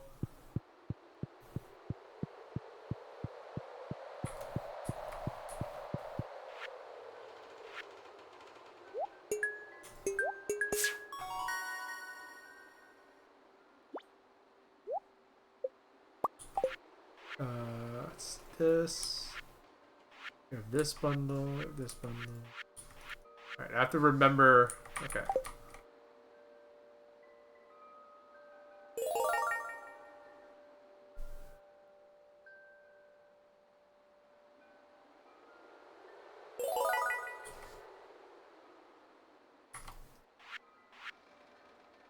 Stone, wood, and hardwood. Okay. And then what's this bundle? Oh, there's crops. So green bean, cauliflower, potato. So that's what, when we have some money, that's what we should buy at the thing. Yes, this is what I wanted. We need to start going for the parsnips. And summer crops, artisan. And then this one is for fish. What fish?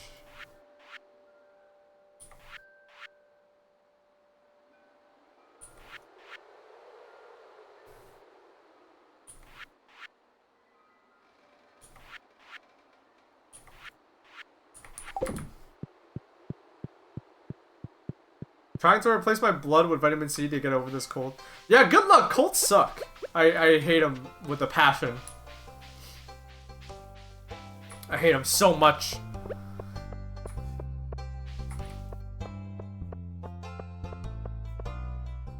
I can never remember. Is it worth it to plant the seeds or just sell them?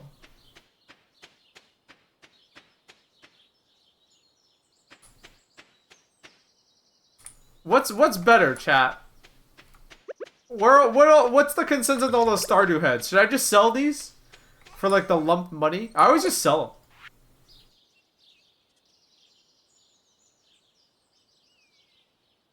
Because it gives you... I'm going to sell them. Because it gives me the money to buy the crops that I actually want to grow.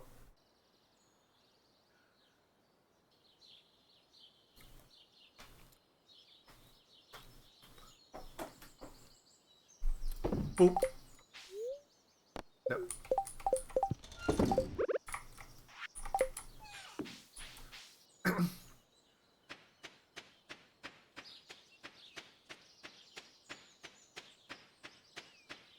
Alright. Now, I will fish. A lot.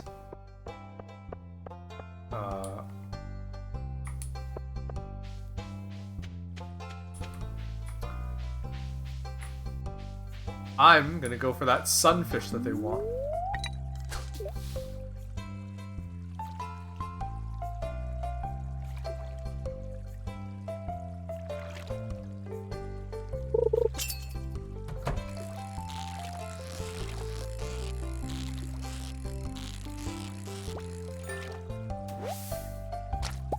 Oh damn, first try, okay.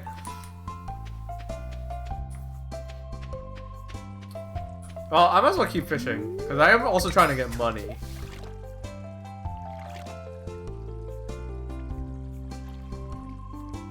Remember to check traveling cart tomorrow. Oh yeah!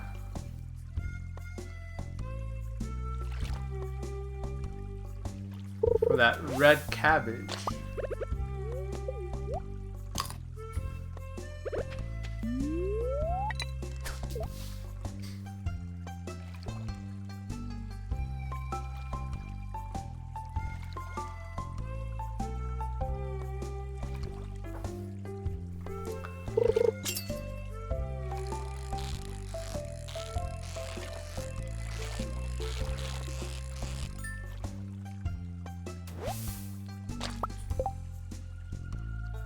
Oh right, you can check the bundles from here, I forgot.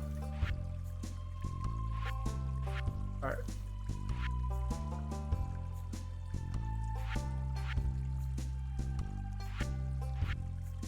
So tiger trout, shad, catfish. Alright. I'm just gonna keep fishing. We're gonna go for our bream again. We're gonna go for that sweet, sweet bream, chat.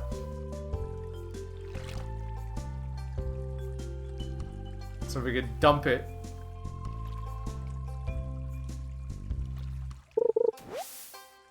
Not a bream. Not a bream. Alright, it's 6 p.m. Let me just throw the re-throw out the line for good measure.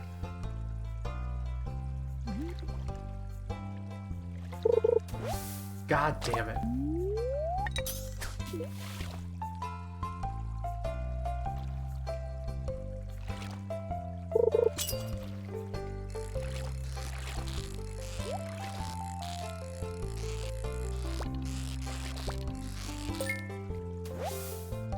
Alright, nice.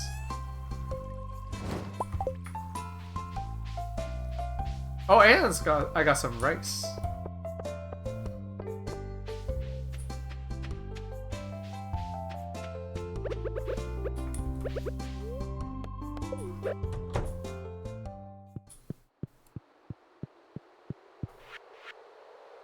Sunfish. Wait. Bream.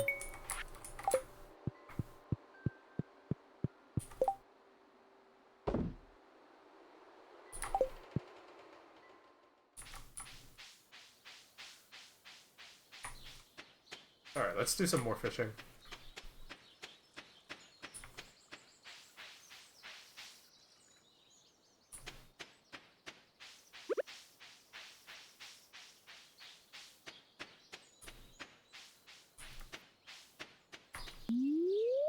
Okay.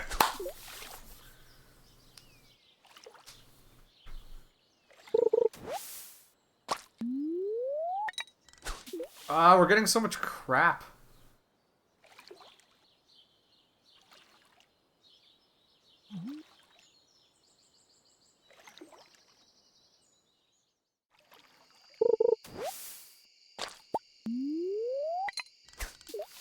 No, stop giving me trash. Stop giving me trash. Give me real stuff.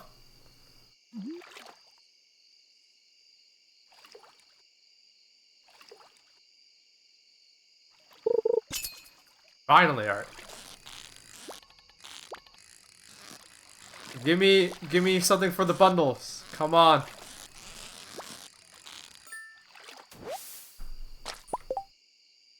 There actually is something for the bundles, but it's not for a bundle that I have yet. Or it's not for one of the ones that is available yet, right? Because this is for the research bundle. I remember that.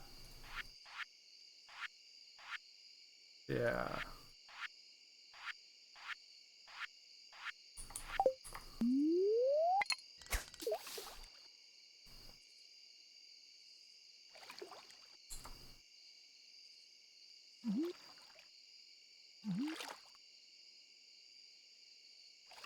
I'm just gonna sell it. It's not worth keeping it for like several hours. Come on. Come on, you're killing me here!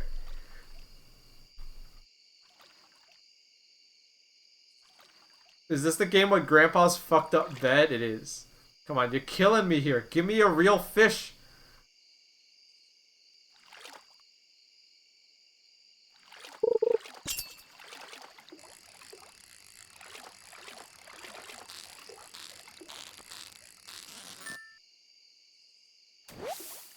Ah, alright, that is a real fish, but it's not the one I want. I'm gonna go.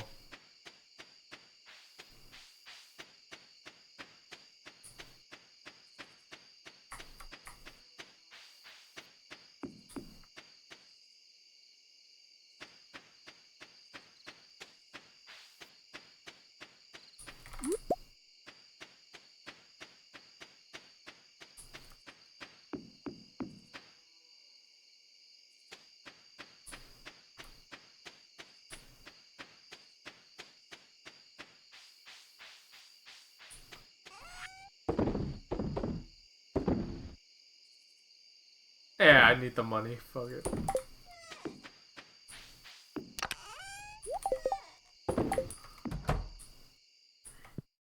Okay.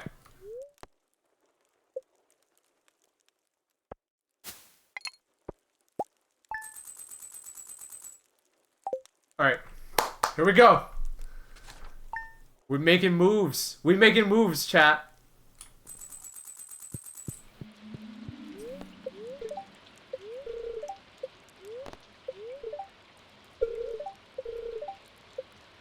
Learn the recipe. What's our luck looking? Somewhat annoyed. Luck will not be on our side. Damn it. Let's take one of these. This.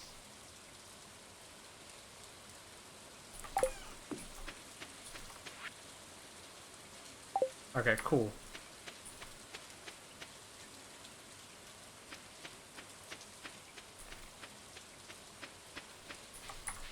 Alright, one of these is for the community center, one of these is for, one of these is a gift to the mayor.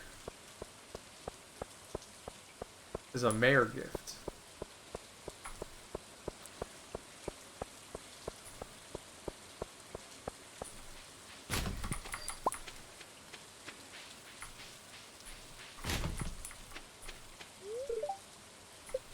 Oh, damn, I'm super early. He's not even open yet. Alright.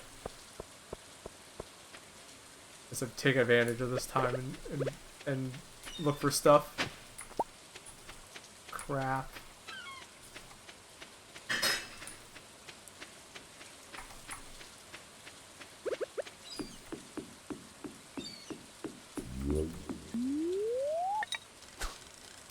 Let's do some sea fishing.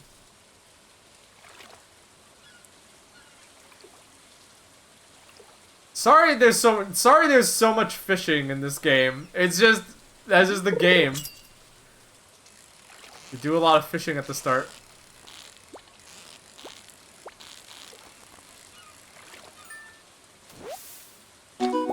Anchovies, that in one of the bundles?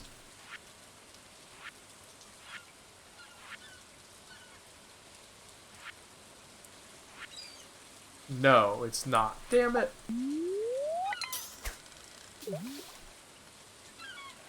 It's the best part. It is a pretty dope part of the game.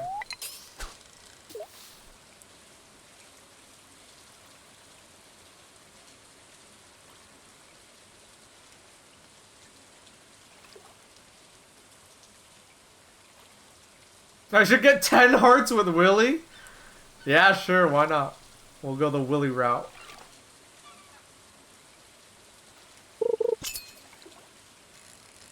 What is he even like? I don't even know what he likes. Hey! This isn't the bundle though. Doesn't he have work?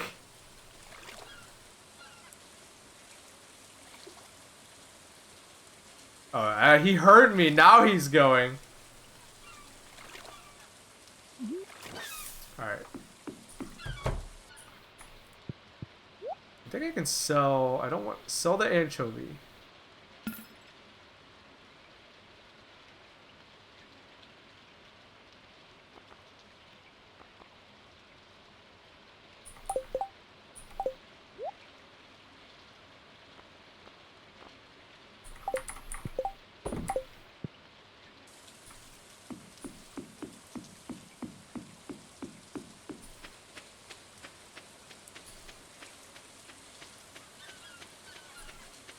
Meat and pumpkin, catfish, sturgeon, octopus, and sea cucumber.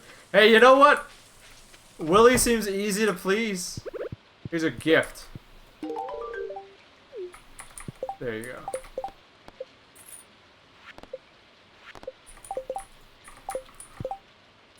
Oh shit, I'm supposed to build a scarecrow. I forgot. Alright, we'll do that after we go to the Pierre's store.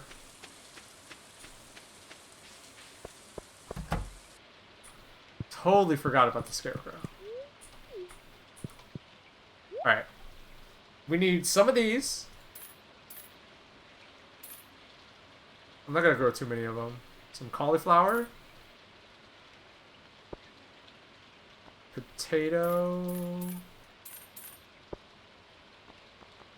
I think that's what we need for... Yeah.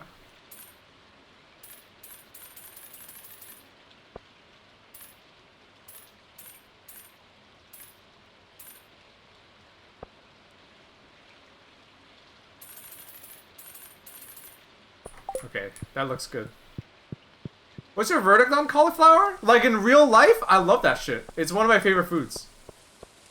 I don't like cauliflower rice. I think that is... What are you doing? What are you doing? But I love cauliflower. I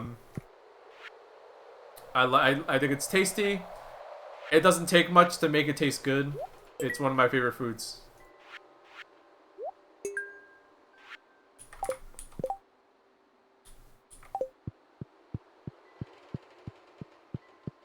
Cauliflower, when it's not steamed, is very yucky. Big disagree. Like, are you saying that like you don't even like what about like roasted cauliflower? Like you don't even like that?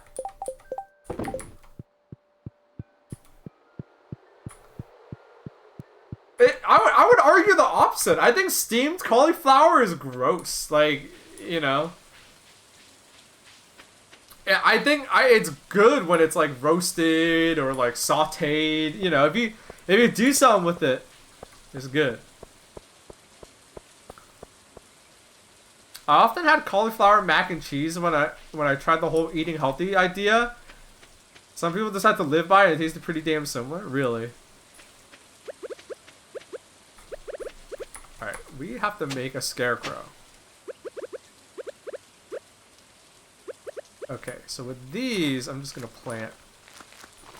Because we just need a cauliflower. We just need a potato.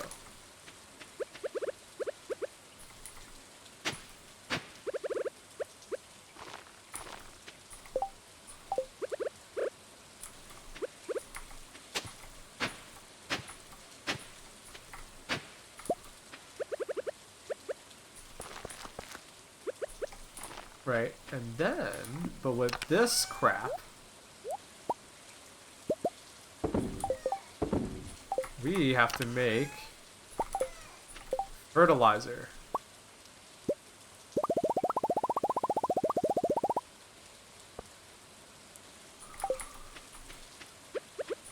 So I'm gonna make a plot of 20.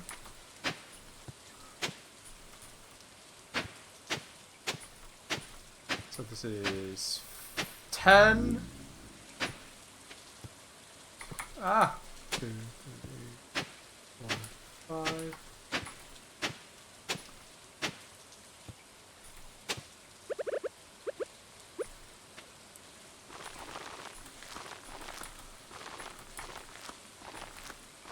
Because we're trying to get that gold star parsnip.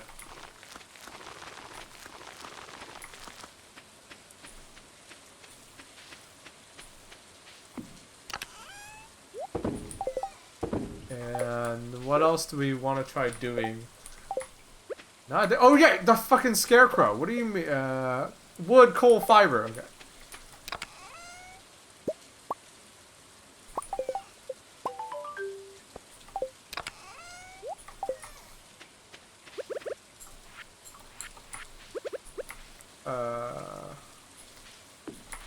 Here you go.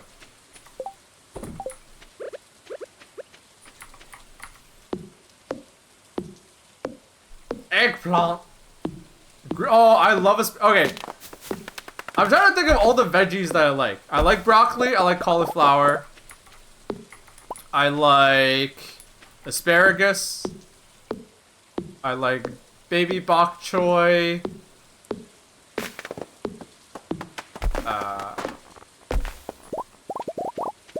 I'm trying to think.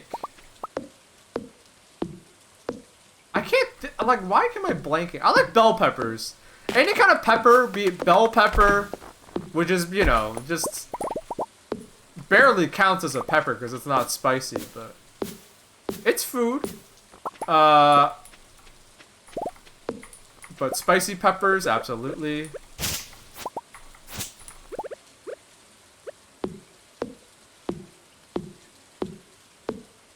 Mung bean sprouts, delicious.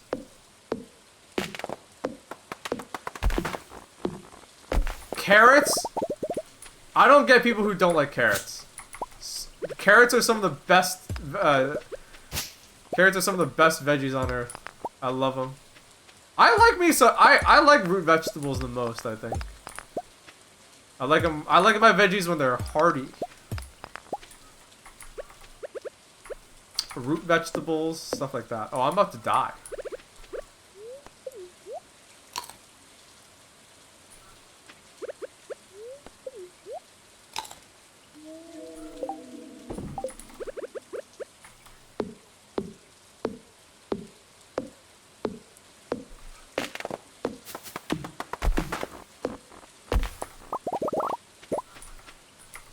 Now that I know how to make sap, we gotta deforest, like, everything.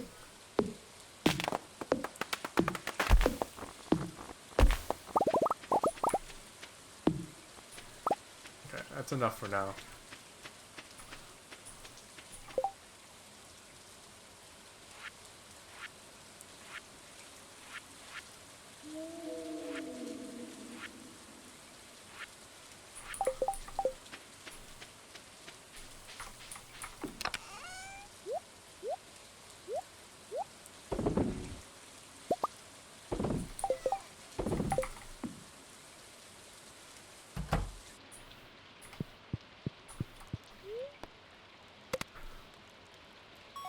I don't get raw broccoli as a thing. Why are people eating raw broccoli?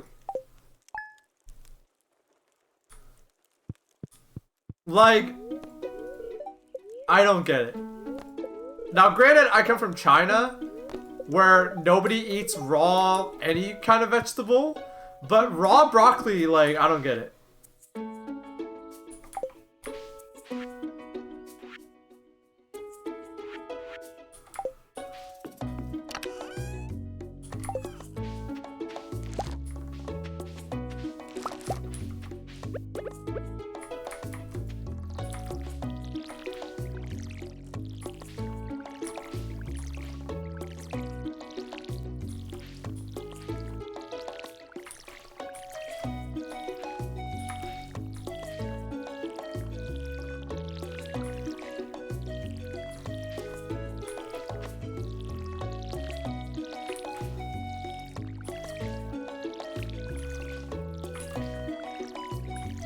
I'm wasting energy, fuck.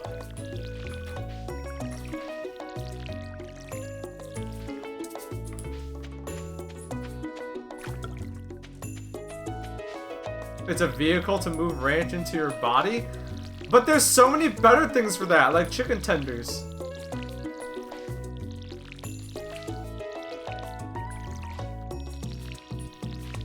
I don't know.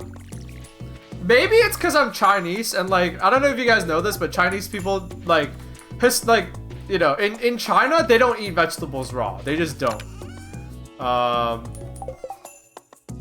You know, we just don't.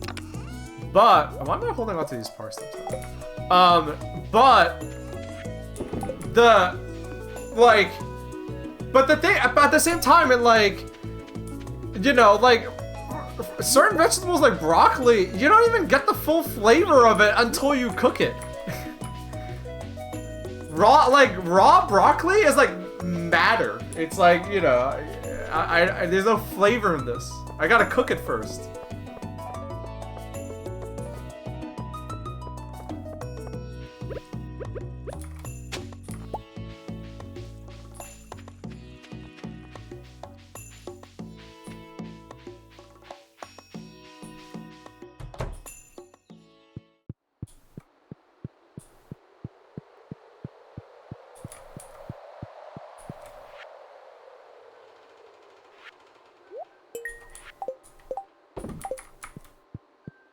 In my opinion, there are very few vegetables that work raw. Zucchini, like cucumber, not zucchini, cucumber. Cucumber is good raw. Tomatoes, yeah. But broccoli's not one of them. So stop using it for stuff.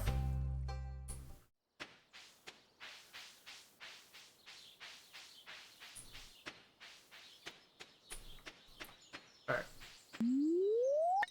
Have to do more fishing.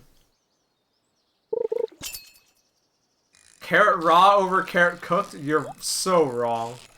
You're so wrong. It's incredible.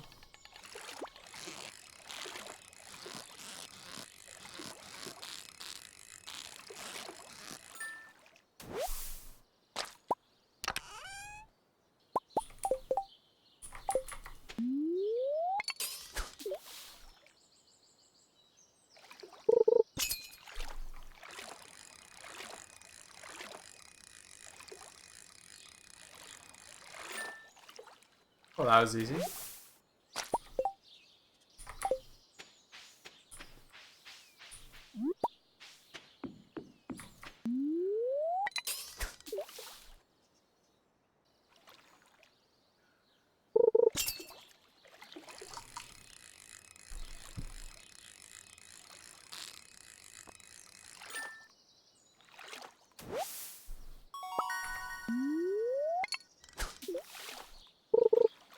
Okay.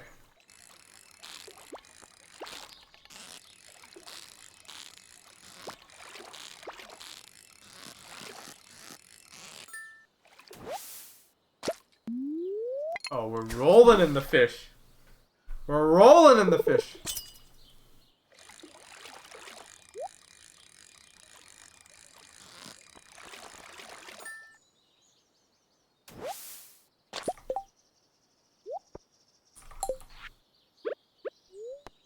I'm just gonna eat this.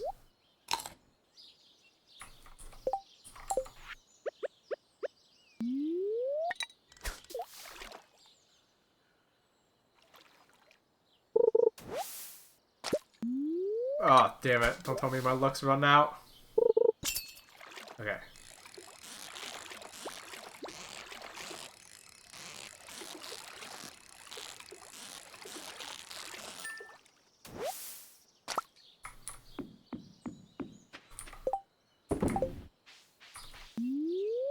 So nice having so many inventory slots. Potatoes can be eaten raw. I know that. I just don't want to. I would also just not want to do that.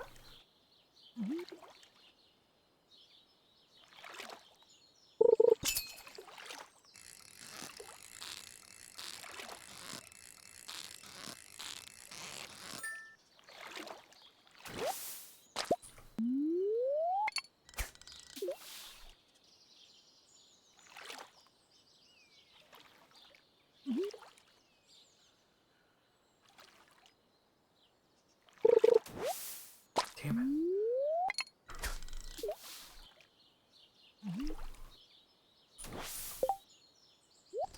For this.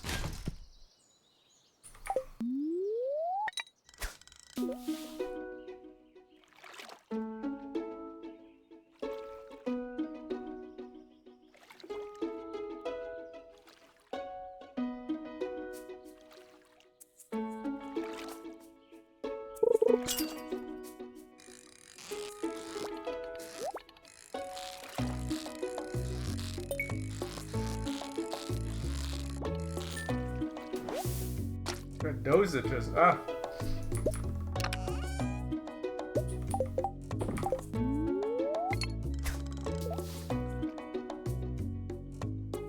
What vegetable has the highest increase in quality when not raw?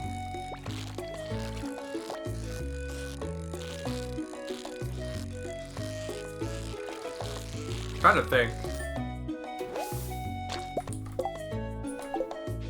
Trying to think. Potato? Yeah! No, onion. I cannot eat raw onions. Straight up. I mean, it won't like kill me. Like, I can, but I very much would not want to. But cooked onions are so stupid good. They're raw, like, raw onions are terrible. But cooked onions are so stupid good. It's awesome.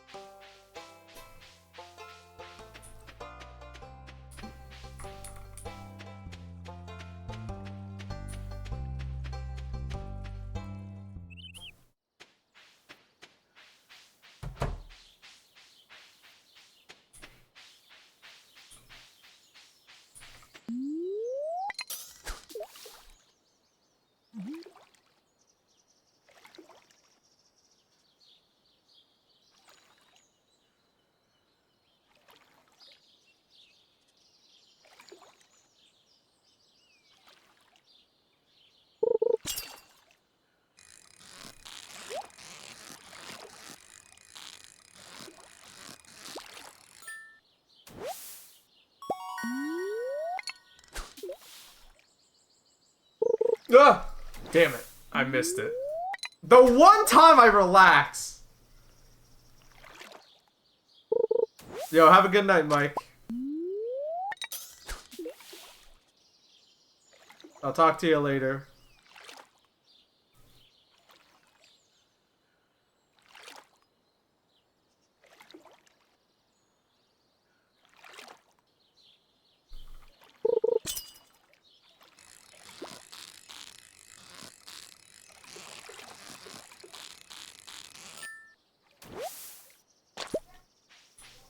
Oh, I should look into going to be Pierre's.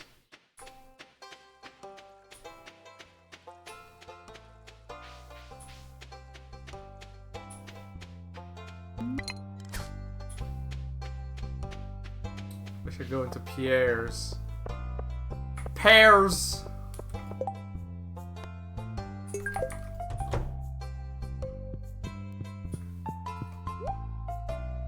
Did I buy more seeds? Maybe I'll just have some more potato seeds.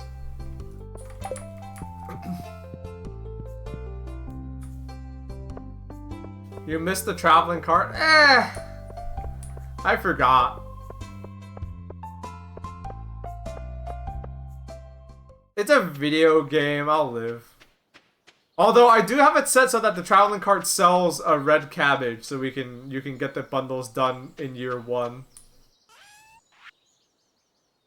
But yeah, I probably can't afford anything anyways.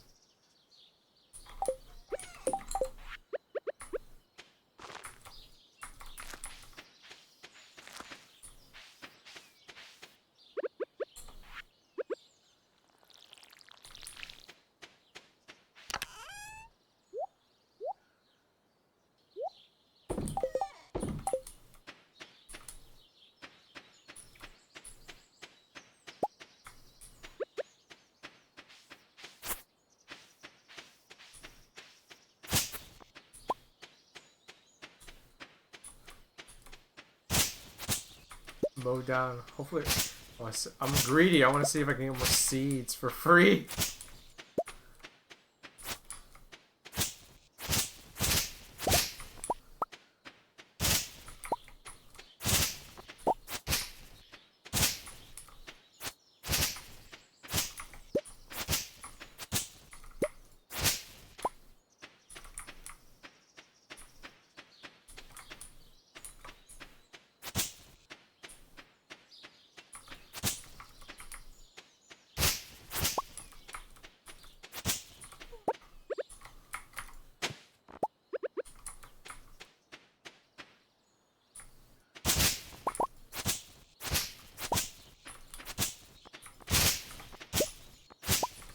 More fiber? Yeah, more. Yeah, I know, but this is my fiber.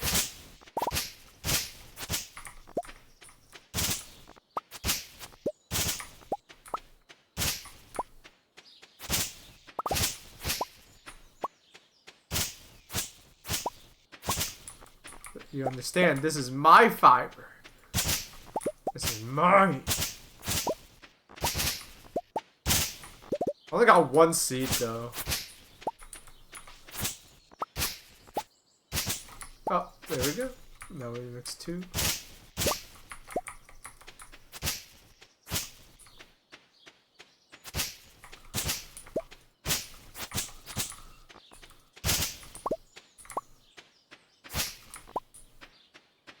Jimmy cracked corn and nobody cared. Where's that song come from? As a kid, I've heard it so often, but... Well, not that often. It's kind of an antiquated song, but like... Where's that come from, huh?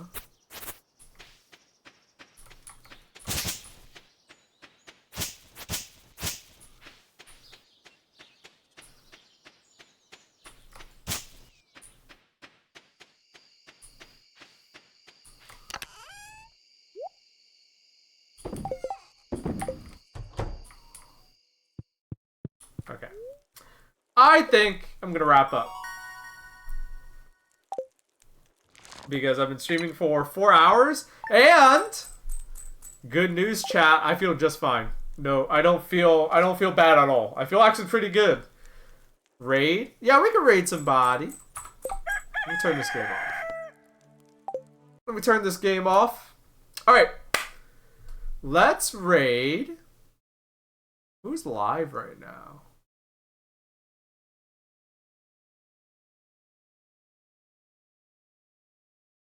Oh, you want to know who I haven't raided in a long time, but I think deserves a raid. There might be funny animals there right now, but we don't know. Let's raid Critter Vision. Who wants to see some raccoons? Alright, so if you want to see some raccoons, stay with the raid. Otherwise, have a good night, folks. So, just so you know, next week I'm going on vacation. It's like half vacation, half work. I'm going to go down to Dallas to hang out with Wayne and Trog and Log and some of the crew. Um, I am going to be gone from Tuesday to Tuesday. So, I'm flying down on the 17th and I'm coming back on the 24th. I'm going to be pretty busy this weekend. So, I may or may not I may or may not stream on Monday. I want to try to stream on Monday before I leave, just so you guys, don't go of, And we're gonna be doing fun stuff down there, so you'll see us. But, I'm gonna try to squeeze in one stream, maybe on Monday, like a short one, just before I go. You're coming to my wedding? Oh, is that when you're having your wedding? Congratulations, by the way. Live Faircast in Texas confirmed. Maybe. Alright, but yeah. Don't hold your breath. I may be streaming on Monday. I might not, if that's not otherwise. Have a good one, folks.